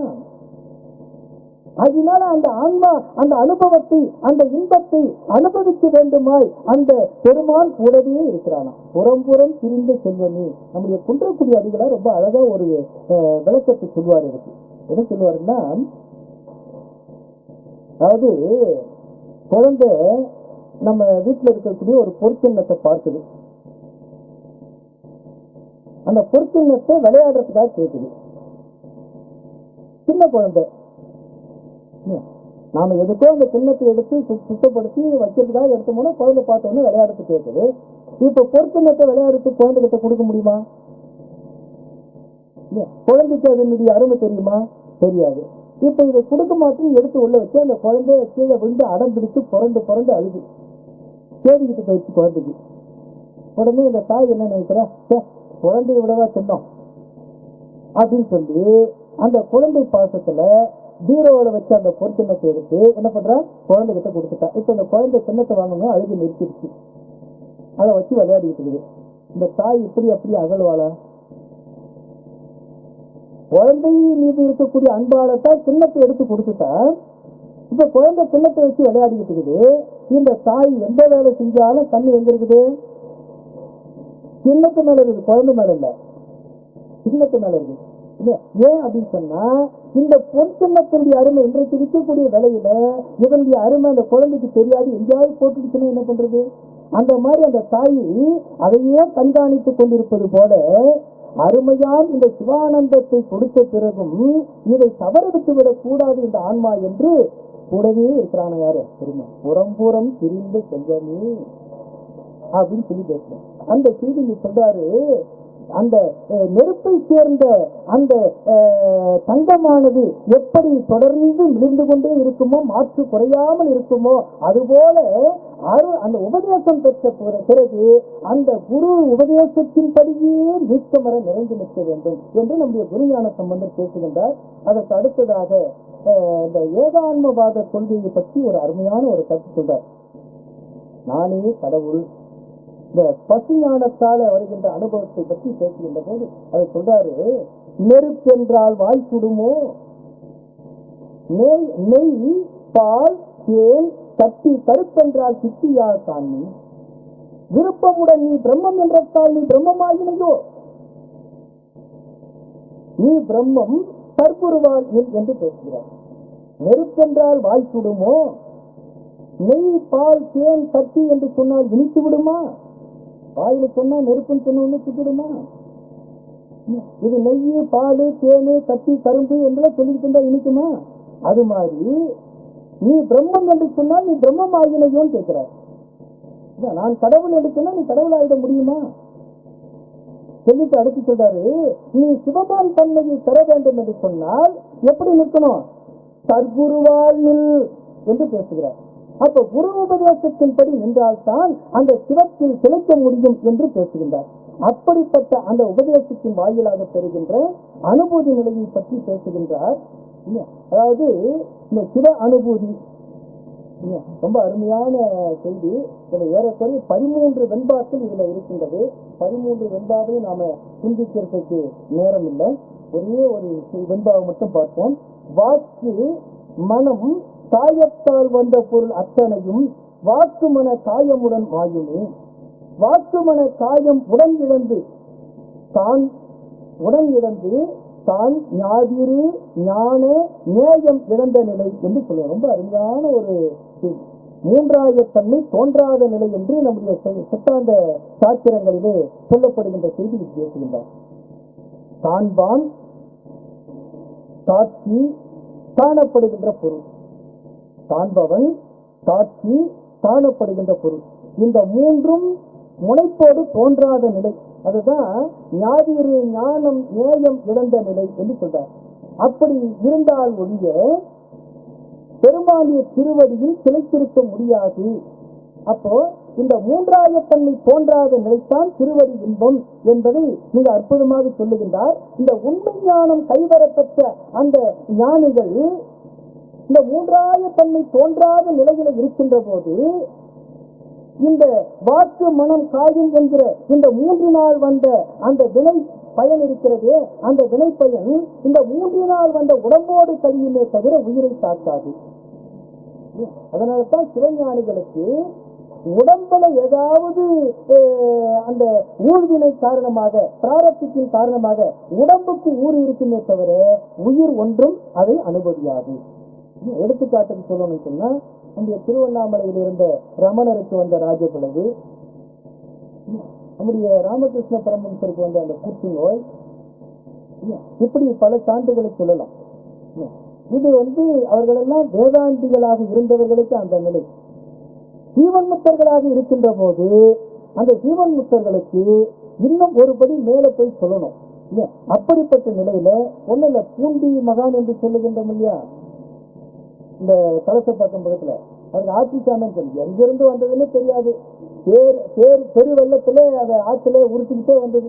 வந்த உடனே அந்த இடத்துல வந்த உடனே அந்த உடம்பை விட்டுட்டு தண்ணி விலகி போச்சு. உடம்பு முழுக்க ரத்த காயம், உடம்பெல்லாம் அப்படியே புண்ணா மலையிலையும் கல்லுலையும் முள்ளிலையும் அடிபட்டு வந்திருக்குது.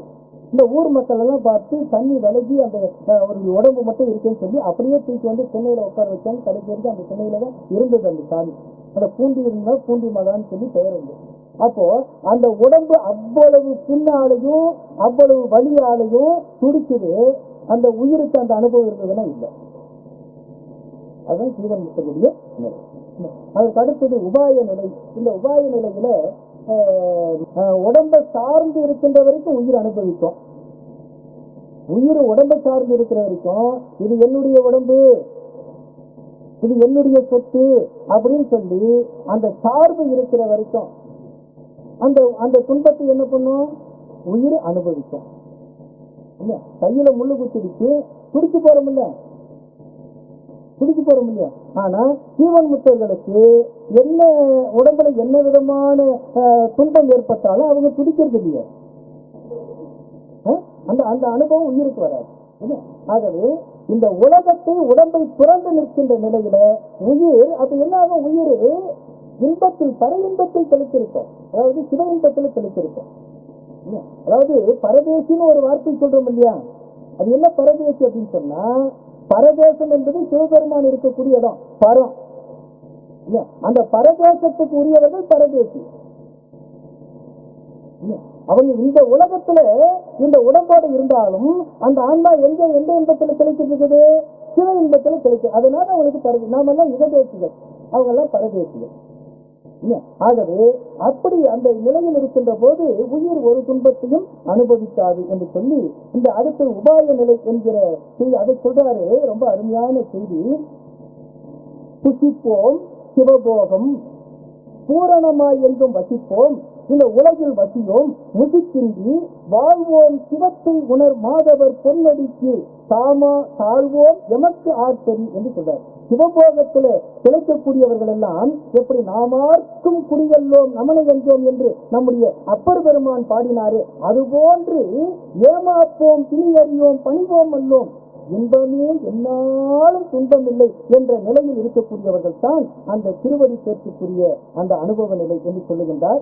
அந்த நிலையை பெறுவதற்குரிய உபாயத்தை பற்றி சொல்லுகின்ற போது, எப்பொழுது சிவபோகம் விளையும், தத்துவத்தை விட்டு அருளில் கலந்து தன் இடத்தின் மெத்தும் சுகத்தின் மிக அழுந்தி சுத்தமாய் ஒன்றாகி நின்ற உணர்வும் ஒளிந்தத்தால் அன்றோ சிவபோகமாம். இந்த தத்துவ கூட்டங்களாக இருக்கக்கூடிய உலகத்தை விட்டு பெருமானிய திருவருளில் முழுமையாக கலந்து, அப்படி கலந்திருக்கின்ற போது கூட மூன்றாயத்தன்மை தோன்றாத நிலை என்று சொன்னேன். தன்னை இழந்த நிலை, அந்த தன்மையில் இழந்து மெத்தும் சுகத்தில் மிக அழுந்தி இருக்கின்ற போது அந்த சுத்தமாக இருக்கக்கூடிய சுத்தனாக இருக்கக்கூடிய பெருமானோடு ஒன்றாகி இருக்கின்ற அந்த உணர்வு கூட, நாம் பெருமானோடு ஒன்றி இருக்கிறோம் என்ற உணர்வு கூட ஒழிய வேண்டும். அப்படி ஒழிந்த கால் அன்றோ எது சிவபோகம் என்று சொல்றோம். பெருமானை அனுபவிக்கிறோம் என்ற உணர்வு கூட இந்த ஆன்மாவிடத்தில் தோன்றக்கூடாது, அதுவும் ஒழிந்தால்தான் சிவபோகம் என்று சொல்லுகின்றார். அந்த சிவபோகத்தை பெறுவதற்கு என்ன செய்யணும் சொன்னா, தன் பணி அறுக்க வேண்டும், எங்களுடன் பணி செய்து கிடப்பது என்று நம்முடைய அப்பர் பெருமானுடைய அந்த திருவாக்கை நினைவூட்டுகின்ற வகையில பணி அறுத்தல் என்கிற தலைப்புல 34 வெண்பா மிகப்பெரிய பகுதி இதுதான். இந்த 34 வெண்பாவில எல்லாரும் அந்த சிவபோக சாரத்திலேயே எல்லோருக்கும் அறிந்த பாடல் இது. எங்கே கிடத்துமோ எங்கே நடத்துமோ எங்கே இருக்குமோ என்றறியேன், கங்கை மதி சூடினான் பிள்ளையிலேன் தோம் தோம் என நின்று நடம் ஆடினான் எங்கோன் அருள். பெருமாளி அருள் எங்கே நடத்துமோ எங்கே கிடத்துமோ எங்கே இருக்குமோ என்றறியேன். அப்படி அவன் என்ன உணர்த்துகிறானோ, அவன் எப்படி நம்மை ஆட்கொள்ளுகிறானோ எல்லாம் அவன் செயல் என்று தன் பணி அறுத்து நிற்க வேண்டும். அப்படி அறுத்து நிற்கால்தான் சிவபோகம் என்று பேசுகிறான். அது மட்டும் இல்ல, நம்முடைய உமாபதிக்கு ரொம்ப அருமையா சொல்ல, எப்படி உன்னை திருவருள் ஆட்கொண்டதோ அந்த ஆட்கொண்டபடியே நிற்க வேண்டும் என்று சொல்லுவார். கண்டபடியே கண்டு காணாமை காணாமை கொண்டபடியே கொண்டு என்று திருவருட் பயன்ல பேசுவார். அந்த செய்தி நம்முடைய குருஞான சம்பந்தர் ஏதேது செய்தியினும் ஏதேது பேசிடினும் ஏதேது சிந்தித்து இருந்திடினும் மாதேவன் காத்திடுவதான அவன் அருள் தன்னை விட்டு நீங்காது நட்டம் அருவாயினது. அவன் எப்படி அருள் அவனுடைய எப்படி உனக்கு அருள் புரிந்தானோ அந்த அருட்தன்னை விட்டு நீங்காது அந்த நாட்டம் அருவாயினட என்று சொல்றார். உன்னுடைய அறிவித்து செயல் மீண்டும் அதுவாக இருக்க வேண்டும் என்று சொல்லுகின்றார். அதற்கு அடுத்ததாக அடுத்த பகுதி ரொம்ப அருமையான செய்தி. சத்துருவும் மித்துருவும் சாரணியில் வேறில்லை, சத்துருவும் மித்துருவும் தன்னெஞ்சு செத்த மலம் விட்டும் படித்து விலைக்கு ஈடு உன்னை தனுவோடு ஆட்டுக்கு சிவன் என்று அறி. நமக்கு நட்பும் உறவும் வேறு இல்லை, நம்முடைய நெஞ்சம் தான் என்று சொல்லுகிறார். சத்துருவும் மித்துருவும் தன்னெஞ்சு செத்த மலம் வீட்டும் படிக்கு. செத்த மலம் சொன்னா இந்த பிறவி, இந்த பிறவி நமக்கு அதாவது சொன்ன வினை போகவே ஒரு வேதம் கண்டாய் என்று சொல்லுகின்ற வகையிலே நாம் செய்த வினைப்பயனுக்கு ஏற்றாற் போலத்தான் இந்த உடம்பு நமக்கு இந்த பிறவி கிடைத்திருக்கிறது. ஆகவே செத்த மலம் வீட்டும் படிக்கு அந்த பிறவியாகிய இந்த மனத்தை போற்றிக் கொள்ளும்படியாக வினைக்கு ஈடு உனை தடுவோடு ஆட்டுக்கு சிவன் என்று எதற்காக இந்த பிறவி கொடுத்திருக்கிறான்? பைய பைய பைய பைய இந்த மனத்திலிருந்து பக்குவத்தோடு நீங்கி நிற்க வேண்டும். அதற்குரிய அந்த வினைப்பயனை கடித்துக் கொள்வதற்காகத்தான் இந்த பிறவியை கொடுத்திருக்கிறான். அந்த வினைக்கு ஏற்றாற் போலத்தான் இன்ப துன்பங்களை ஊட்டுகிறான்.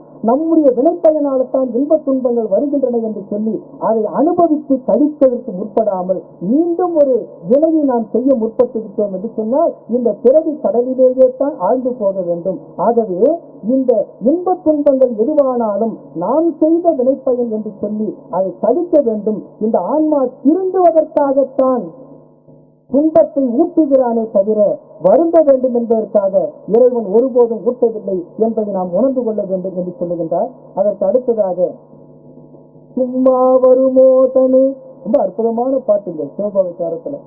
சும்மா இனி வருமோ, சும்மா வருமோ சுகதுக்கம், நம்மால் உன் செய்த வினைக்கு ஈடான் சிவன் அருள் செய்விப்பது என்றால் எய்தவனை நாடியிரு. நாம இன்ப துன்பத்தை ஊட்டுகின்ற போது கருவிகளாக வரக்கூடியதை நாம் விருப்பு வெறுப்போடு நோக்குகின்றோமே, அது கருவியே தவிர இந்த உடம்போ இந்த இன்ப துன்பமோ சும்மா வரல. நாம செய்த வினைப்பயனுக்கு ஏற்றார் போல பெருமான் ஊட்டுகிறான். அதை ஊட்டக்கூடிய பெருமானையே நாம் நாடி இருந்தோம் சொன்னா சாட்சிக்காரன் காலில் விழுறதை விட சொந்தக்காரன் காலில் விழு. ஆமா, எய்தவனை விட்டு அந்த சொல்றாரு, எய்தவனை நாடி இரு, அவனையே நாடி இரு என்று சொல்றாரு. இப்ப நமக்கு இப்ப அந்த பக்குவம் நமக்கு வரதுனாலதான் எல்லா உறவுகளையும் நாம என்ன இருக்கிறோம். அது காரணம் என்ன தெரியுமா? ஆணவ சார்பு. ஒரு பழமொழி ஒன்று தெரியுமா? குற்றம் பார்க்கில் குற்றம் இல்லை. இந்த உயிர்களுக்கு குற்றம் எது? ஆணவம். இந்த உயிருக்கு குற்றம் எது? சிவம். நாம ஆணவத்தை மட்டுமே பார்த்துக்கிட்டு இருக்கிறோம். அதனால்தான் வந்து தெரியல. இது அருமையான ஒரு பொருள் பொதிந்த பழமொழி. குற்றம் பார்க்கில் குற்றம் இல்லை. என்றைக்கு நாம குற்றமாகிய ஆணவத்தை விட்டு நீங்கிறோமோ அன்னைக்குதான் நமக்கு குற்றமாகிய. ஆகவே அப்படி இந்த வினைக்கு ஏற்பத்தான் நமக்கு பிறவி என்பதை இந்த அருமையாக சொல்லிவிட்டு பிறவின் பகுதி என்கிற பகுதியில் சொல்லுகின்றார். நிறைய ஒரு பாடலை விட்டு போக மனசுக்கு வரமாட்டேங்க. இந்த எத்தனைதான் கற்றாலும் எத்தனைதான் கேட்டாலும் எத்தனை சாதித்தாலும் இன்புறா சித்தமே மெய்யாக தோன்றிவிடும் உலக வாழ்வனைத்தும் பொய்யாக தோன்றாத போது. எவ்வளவு கற்று எவ்வளவு கேட்டு எவ்வளவு சாதித்தாலும் இந்த ஆன்மா இன்புமா எப்படி இன்பத்தை அடையும் அப்படின்னு சொன்னா இந்த மெய்யாக நமக்கு தோன்றுகின்ற உலகம் எல்லாம் பொய் என்று உணர்வு எப்பொழுது வருகிறது? பொய் மாறிக்கொண்டே இருக்கக்கூடிய இந்த உலகம் பொய். மாறாத பரம்பொருள் தான் மெய் என்ற உணர்வு எப்பொழுது வருகிறதோ அப்பத்தான் நாம் அந்த இன்பத்தை அனுபவிக்க முடியும் என்று பேசுகின்றார். அதற்கு அடுத்ததாக அறிவோர் புகழ்ச்சி, ரொம்ப அருமையான தொடர். இந்த ஞான செய்தியை அறிந்தவர்கள் அந்த பரம்பொருளையும் அந்த திருவடி இன்பத்தையும் புகழ்ந்து பேசுகின்ற செய்தியை 4 வெண்பாக்களை சொல்லுகின்றார். ஒரே ஒரு வெண்பாவை நாம் பார்க்கிறோம். அனித்தியத்தை நித்தியம் என்று ஆதரிக்கும் பொல்லா மனிதருடன் கூடி வருவார். அனித்தியம் அப்படின்னு சொன்னா நிலையற்ற பொருள். அந்த நிலையற்ற பொருளையே நிலையற்ற பொருளாக எண்ணிக்கொண்டிருக்கக்கூடிய பொல்லா மனிதர் கூட்டத்தோடு நாம கூடி அவர்களோடு சங்கமித்து இருக்கின்றோம். தனித்திருந்து மோனந்தமாம் சிவத்தில் மூழ்கி மலத்தை அறுத்து ஆனந்தமாய் அழுந்துவார். இதை விட்டு உண்மை அறிவை பெறுகின்ற அந்த பக்குவத்தில் இருக்கக்கூடிய அந்த ஆன்மா தனித்திருந்து மோனந்தமாம் சிவத்தில் மூழ்கி, அந்த சிவத்தில் மூழ்கின்ற போது இந்த ஆன்மா மலத்தை அறுத்து ஆனந்தமாய் அழுந்துவார். அந்த திருவருளிலேயே அழுந்தி நிற்கும் என்று பேசுகிறார். இந்த உண்மை உணராதவர்கள், இந்த உண்மை உணராதவர்கள் சமுதாயத்துல நமக்கு எத்தனை பேர் இருக்கு? நாம ஒண்ணும் பெரிய ஞானிகள் இல்ல, பெரிய அறிவாளிகள் இல்ல. ஐயா 10% சொன்னாரு இல்ல, 10% கூட கிடையாது. என்ன தெரியும்? ஒண்ணும் தெரியாது. ஏதோ முற்பிறவியினுடைய தவப்பயன் விளைவாக இந்த நெறிக்கு நம்ம தள்ளப்பட்டிருக்கிறோமே தவிர நமக்கு ஒன்றும் தெரியாது. இப்ப இவ்வளவு செய்திகளையும் குருஞான சம்பந்தர் தான் விளக்கிட்டு இருக்கிறார். ஆகவே நம்ம கருவியா நம்முடைய அருள்நந்தி சிவமையா ஒரு வாய்ப்பு கொடுக்கிறாரு. அந்த வாய்ப்பு ஒரு கருவியா பயன்படுத்தி அவர் எல்லாருக்கும் கொடுத்துக்கிட்டு இருக்கிறார். இல்ல, பேசுகின்ற அடியன் உட்பட அவர் தான் வளர்த்துக்கிட்டு இருக்கிறார். ஆகவே அந்த வகையில இன்னொரு உலகம் என்ன சொல்லும்? என்னப்பா என்ன வயசு போச்சு, இதுக்குள்ள நெத்தியில கொட்ட, கழுத்துல கொட்ட, நீ கட்டது இல்லாத பிள்ளைகளெல்லாம் வேற கட்டி வச்சிருக்கிறீங்கப்பா, எல்லா கழுத்திலையும் கட்டி வச்சிருக்கிறீங்க. அது எனக்கு அந்த அனுபவம் நிறைய உண்டு. நிறைய பேருக்கு பதில் சொல்ல முடியாது. அந்த மாதிரி கேட்டுக்கிட்டு தான் இருக்கிறாங்க. இல்லை, இன்னும் எவ்வளவு அனுபவிக்க வேண்டியது எவ்வளவு இருக்குது. அதுக்குள்ள என்னவோ நாம என்ன வாழ்நாள முடிவு செய்து வச்சிருக்கிற மாதிரி இன்னும் எவ்வளவு அனுபவிக்க வேண்டியது இருக்குது. இன்னும் அதுக்குள்ள என்ன அவசரம்? இன்னும் நாம நிரந்தரமா இருக்க போற மாதிரி. அப்போ அந்த மாதிரி அறிவு குறைபாடு உடையவர்கள், புல்லறிவாளர்கள், அவர்கள் படித்து பேசுகின்றார்கள். அந்த படிப்பை அப்படி படிக்கக்கூடியவர்கள் சேரக்கூடிய கூடாத இடத்துல சேர்த்து அதுதான் ஞானம் என்று அவர்கள் இடர்பாடு அடைவார்கள் என்பதை பேசுகின்றார். தன்னை அறியார், தலைவன் தனை அறியார், முன்னை வினையின் முடிவறியார், பின்னை குருக்கள் என்று பேரிட்டுக் கொள்ளுவர்கள். ஐயோ, பெருக்கல் தனிலே சிலர் என்று சொன்னார். அதாவது தன்னையும் அறியார்கள். தன்னை அறியாதது தலைவனை அறிய முடியுமா? தலைவனையும் அறிய மாட்டார்கள். அது மட்டுமல்ல, முன்னை வினைப்பயனுடைய முடிவையும் அறிய மாட்டார்கள். அப்படிப்பட்டவர்கள் நானும் குரு குரு என்று சொல்லி சில பேர் ஆசிரமத்தை அமைத்துக் கொண்டு தெருவுக்கு இருக்கிறார்களே என்று அந்த அறியாமை மடவோர்களை பற்றி, அவர்களை பற்றி படித்து சொல்லுகின்றார். நம்முடைய இந்த இடத்துல நம்முடைய திருமூலருடைய திருமந்திரம் ஒன்று நினைவுபெறும். குருத்தினை நீக்கும் குருவினை கொள்ளார், குருத்தினை நீக்கா குருவினை கொள்க, குருடும் குருட்டாட்டம் ஆடி, குருடும் குடிவிடும் மாறி என்று சொல்வார்.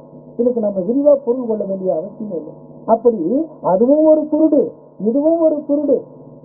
இந்த இரண்டும் குருட்டாட்டம் கண்கட்டி கண்ணாமூச்சி ஆடி என்ன அது ரெண்டும் போய் குடிவிடுதான். அந்த மாதிரி தான் இந்த குருக்களை அடைந்த ஆன்மாக்கள், சீடர்கள் என்று பேசுகின்றார். அதற்காக நிறைவாக பொதுநிலை என்கிற தலைப்பில் ஒரு 10 வெண்பாக்களை அருமையான செய்தி சொல்லுகின்றார். நம்முடைய பரப்பமைந்து கேள்வி என்று நம்முடைய உமாபதி சேன் பேசுவார். இன்று சொல்வன் கேள்வின் என்று நம்முடைய அப்பர் பெருமான் பேசுவார். ஞான செய்திகளை கேட்கின்ற போது பரபரப்பு இருக்கக்கூடாது, உள்ளம் ஒருமுகப்பட்டு கேட்க வேண்டும். இந்த பாடலும் எல்லாருக்கும் அறிந்த பாடல் தான். பரபரக்க வேண்டாம் பலகாலம் புண்ணியன், வரவர கண்டாராய் மனமேன், ஒருவருக்கும் தீங்கு நினையாதே, செய் நன்றி குன்றாதே, ஏங்கி இளையாது இறை. அப்போ மனத்துக்கு சொல்லுங்க, பரபரக்க வேண்டாம் அப்படின்னு சொல்றாரு. ஒருவருக்கும் தீங்கு நினையாது, ஒருவருக்கும் தீங்கு நினையாது. அது மட்டும் இல்ல, செய் நன்றி குன்றாதே என்று பேசுகிறார். என்னன்றி கொண்டாலும் உய்வுண்டாம் உய்வில்லை செய் நன்றி கொன்ற மதற்கு. அது என்ன செய் நன்றி? பெருமான் ஆணவத்தை சார்ந்திருந்த போது இந்த உயிர்களை எல்லாம் பெருமான் பெருங்கருணையோடு அந்த கேவல நிலையிலிருந்து மீட்டு எடுத்தானே, அது செய்த நன்றி. அந்த கேவல நிலையிலிருந்து மீட்டெடுத்த ஆன்மாக்களை சகல நிலையில் வைத்து அறிவிச்சு செயல் இந்த மூன்றையும் திருத்தம் செய்ய பெற வேண்டும் என்பதற்காக பல்வேறு பிறவிகளை கொடுத்து பக்குவப்படுத்திக் கொண்டிருக்கின்றானே, இது செய்கின்ற நன்றி. இப்படி பக்குவப்பட்ட பிறகு சுத்தனாக இருக்கக்கூடிய தன்னுடைய திருவடி இன்பத்தில் திளைக்க வைத்து இருக்கின்றானே, அது செய்ய போகின்ற நன்றி. செய்த நன்றி, செய்து கொண்டிருக்கின்ற நன்றி, செய்யும் நன்றி.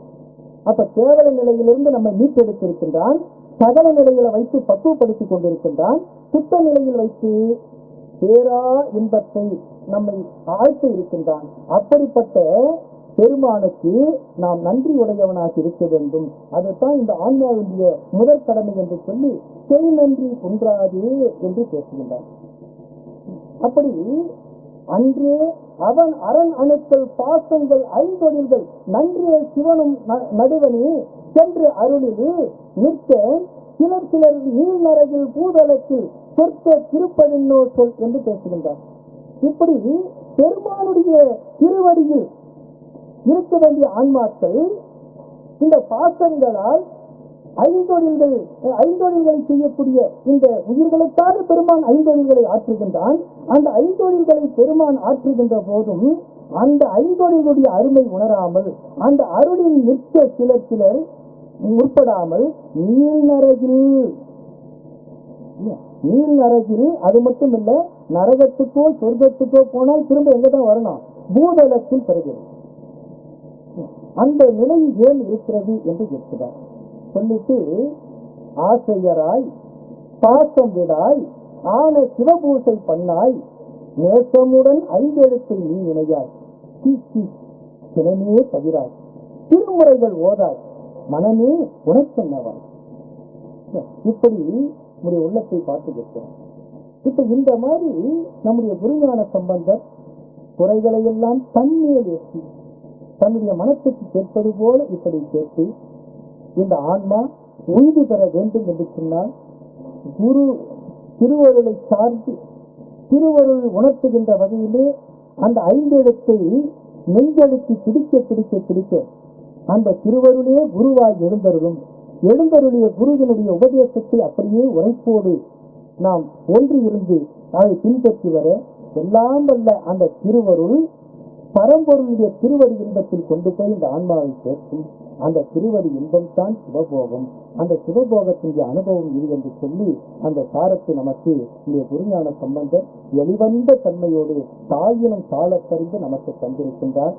அந்த சிவபோக சாரத்தினுடைய உரைத்தை உணர்வை அந்த உள் கருத்தை உணர்ந்து நாமும் திருவடி இன்பத்தில் திளைக்க வேண்டும். அதற்காக இந்த நிலையை இந்த வாய்ப்பினை நமக்கு தந்திர தர்மயாதின அடியவர்கள சம்பந்த சரணாலயர் என்ற ஒருவர் இருந்தார். அவரை மைசூர் மகாராஜா மைசூர் பேரரசர் அரண்மனைக்கு அழைத்தார். அவருடைய அழைப்பை ஏற்று அங்கு சென்ற போது எல்லா விசாரணையும் விசாரித்து உங்க ஆதீன மடத்திலே அடியார்கள் எல்லாம் என்ன செய்து கொண்டிருப்பீர்கள் என்று கேட்கிறார். ஆதீனத்தில் இருக்கக்கூடிய அடியார்கள் எல்லாம் என்ன செய்து கொண்டிருப்பார்கள் என்று கேட்டார். அந்த கேள்விக்கு சம்பந்த சரணாலயர் பதில் சொல்லுங்க. என்ன பதில் சொன்னா, தன்னுடைய குருவாக இருக்கக்கூடிய குருஞான சம்பந்தர் சொன்னதையே சொல்றார். அவர் பாடிய அந்த தனிப்பாடலையே பதிலாக சொல்றார். என்ன சொல்றாருன்னா, ஆய்வார் பதிபசு பாசத்தின் உண்மையை ஆய்ந்து அறிந்து தாய்வார் பிரபஞ்ச வாழ்க்கையெல்லாம் கல்வி கேள்வி அல்லல் ஓய்வார் சிவானந்த வாரியுள்ளே ஒன்று இரண்டு மர தோய்வார் தமிழையும் ஞான பிரகாசம் மெய்த்தொண்டர்களை கொண்டு பேசுகிறார். தமிழை ஞானப்பிரகாசனுடைய மெய்த்தொண்டர்கள் பதிபசு பாசத்தினுடைய உண்மையை ஆய்ந்து கொண்டிருப்பார்கள். அப்படி ஆய்ந்ததனுடைய விளைவாக இந்த உலக வாழ்க்கையை சாய்ந்து விடுவார்கள். அது மட்டுமல்ல, இந்த கல்வி கேள்வி அல்லல் தரக்கூடிய கல்வி அல்லல் அப்படிங்கிற வார்த்தை அல்லல் தரக்கூடிய கல்வி கேள்விகளில் எல்லாம் இருந்து ஓய்ந்து விடுவார்கள். அதையெல்லாம் திரும்ப திரும்ப அதிலிருந்து ஓய்வு பெற்று விடுவார்கள். அப்படின்னா என்னத்தான், இந்த சமூக கல்வி சமூக கேள்வி இதுக்கெல்லாம் இடம் கொடுக்காமல் அதிலிருந்து ஓய்ந்து என்ன பண்ண, சிவானந்த வாரியுள்ளே அந்த பேரின்ப வெள்ளத்துள்ளே 1, 2 மறை. அப்போ சுத்த அத்வித நிலையில் தோய்ந்திருப்பார்கள் என்று பேசுகிறார். இதுதான் அவர் கொடுத்த பதில். அப்போ தர்மயாதன அடியார்கள் என்ன செய்கிறார்கள் என்பதை மைசூர் அரசருக்கு நம்முடைய சம்பந்த சரணாலயை சொல்றார். அப்ப அந்த செய்தி நாம் உணர்ந்த பிறகு நாம அந்த நிலைக்கு நம்மை ஆட்படுத்திக் கொள்ள வேண்டாமா? அப்படி ஆட்படுத்திக் கொள்வதற்கு நாம் முற்பட வேண்டும். அவரவர் வினைவழி அவரவர் வந்தார், அவரவர் வினைவழி அவரவர் அனுபவம். எவர் எவருக்கு உதவினர் அவரவர் நினைவது தனி உணர்வது. அந்த உணர்வு பெற்று எல்லாம் வல்ல பரம்பொருடைய திருவடியை நினைந்து வாழ வேண்டுமாய், அந்த திருவருள் இன்பத்தை பெறுவதற்குரிய உரைப்பையும் உணர்வையும் பக்குவத்தையும் அருள வேண்டுமாய் எல்லாம் வல்ல பரம்பொருளை பணிந்து வாய்ப்பு கொடுத்த இந்த அமைச்சருக்கு நன்றி பாராட்டி விடைபெறுகின்றோம். சிவாயனம். எனக்கு என்ன பொறுத்த வரைக்கும் ஐயா கொடுத்தது அந்த ஞான வீச்சில எல்லாம் கட்டுண்டு போய் தன்னிலை மறந்து எல்லாம் அமர்ந்திருந்தாங்கன்னு நினைக்கிறேன் கொஞ்ச நேரத்துக்கு. அதனால கோஷம் வர்றதுக்கு கொஞ்சம் புலன்கள் எல்லாம் அடங்கி நாம உலகியல் நிலைக்கு வருவதற்கு ஒரு 2 மணி துணி நமக்கு ஏற்படுது பாத்தீங்கன்னா. ஏன்னா இங்கு பேசிய ஐயாவாக இருக்கட்டும், பேச இருக்கின்ற சான்றோர் பெருமக்களாக இருக்கட்டும், எந்த விதத்திலும் எல்லளவில் அவருடைய பேச்சில் ஒரு சுணக்கமோ ஒரு குறையோ நம்மால் மறந்தும் காண முடியாது. சரிங்களா? அப்படிப்பட்ட சான்றோர் பெருமக்களை தான் இந்த அற்புதமான தலைப்புகளில் பேசுவதற்கு ஏற்பாடு செய்திருக்கின்றோம். அந்த விதத்தில் தர்மபுர ஆதீனத்தினுடைய குரு முதல்வர் குருஞான சம்பந்தர் அருளிய சிவபோக சாரத்தின் சாரத்தை இங்கு மிக அற்புதமாக எடுத்து இயம்பிய போற்றுதலுக்குரிய சோளிங்கர் லக்ஷ்மணன் ஐயா அவர்களுக்கு அவருடைய பொன்னார் திருவடிகளை வணங்கி நம்முடைய நிறுவனத்தின் சார்பாகவும் அடியார் பெருமக்களாகிய உங்களுடைய சார்பாகவும் என்னுடைய மனம் கனிந்த நன்றியை நிகழ்ச்சியுடன் தெரிவித்துக் கொள்கின்றேன்.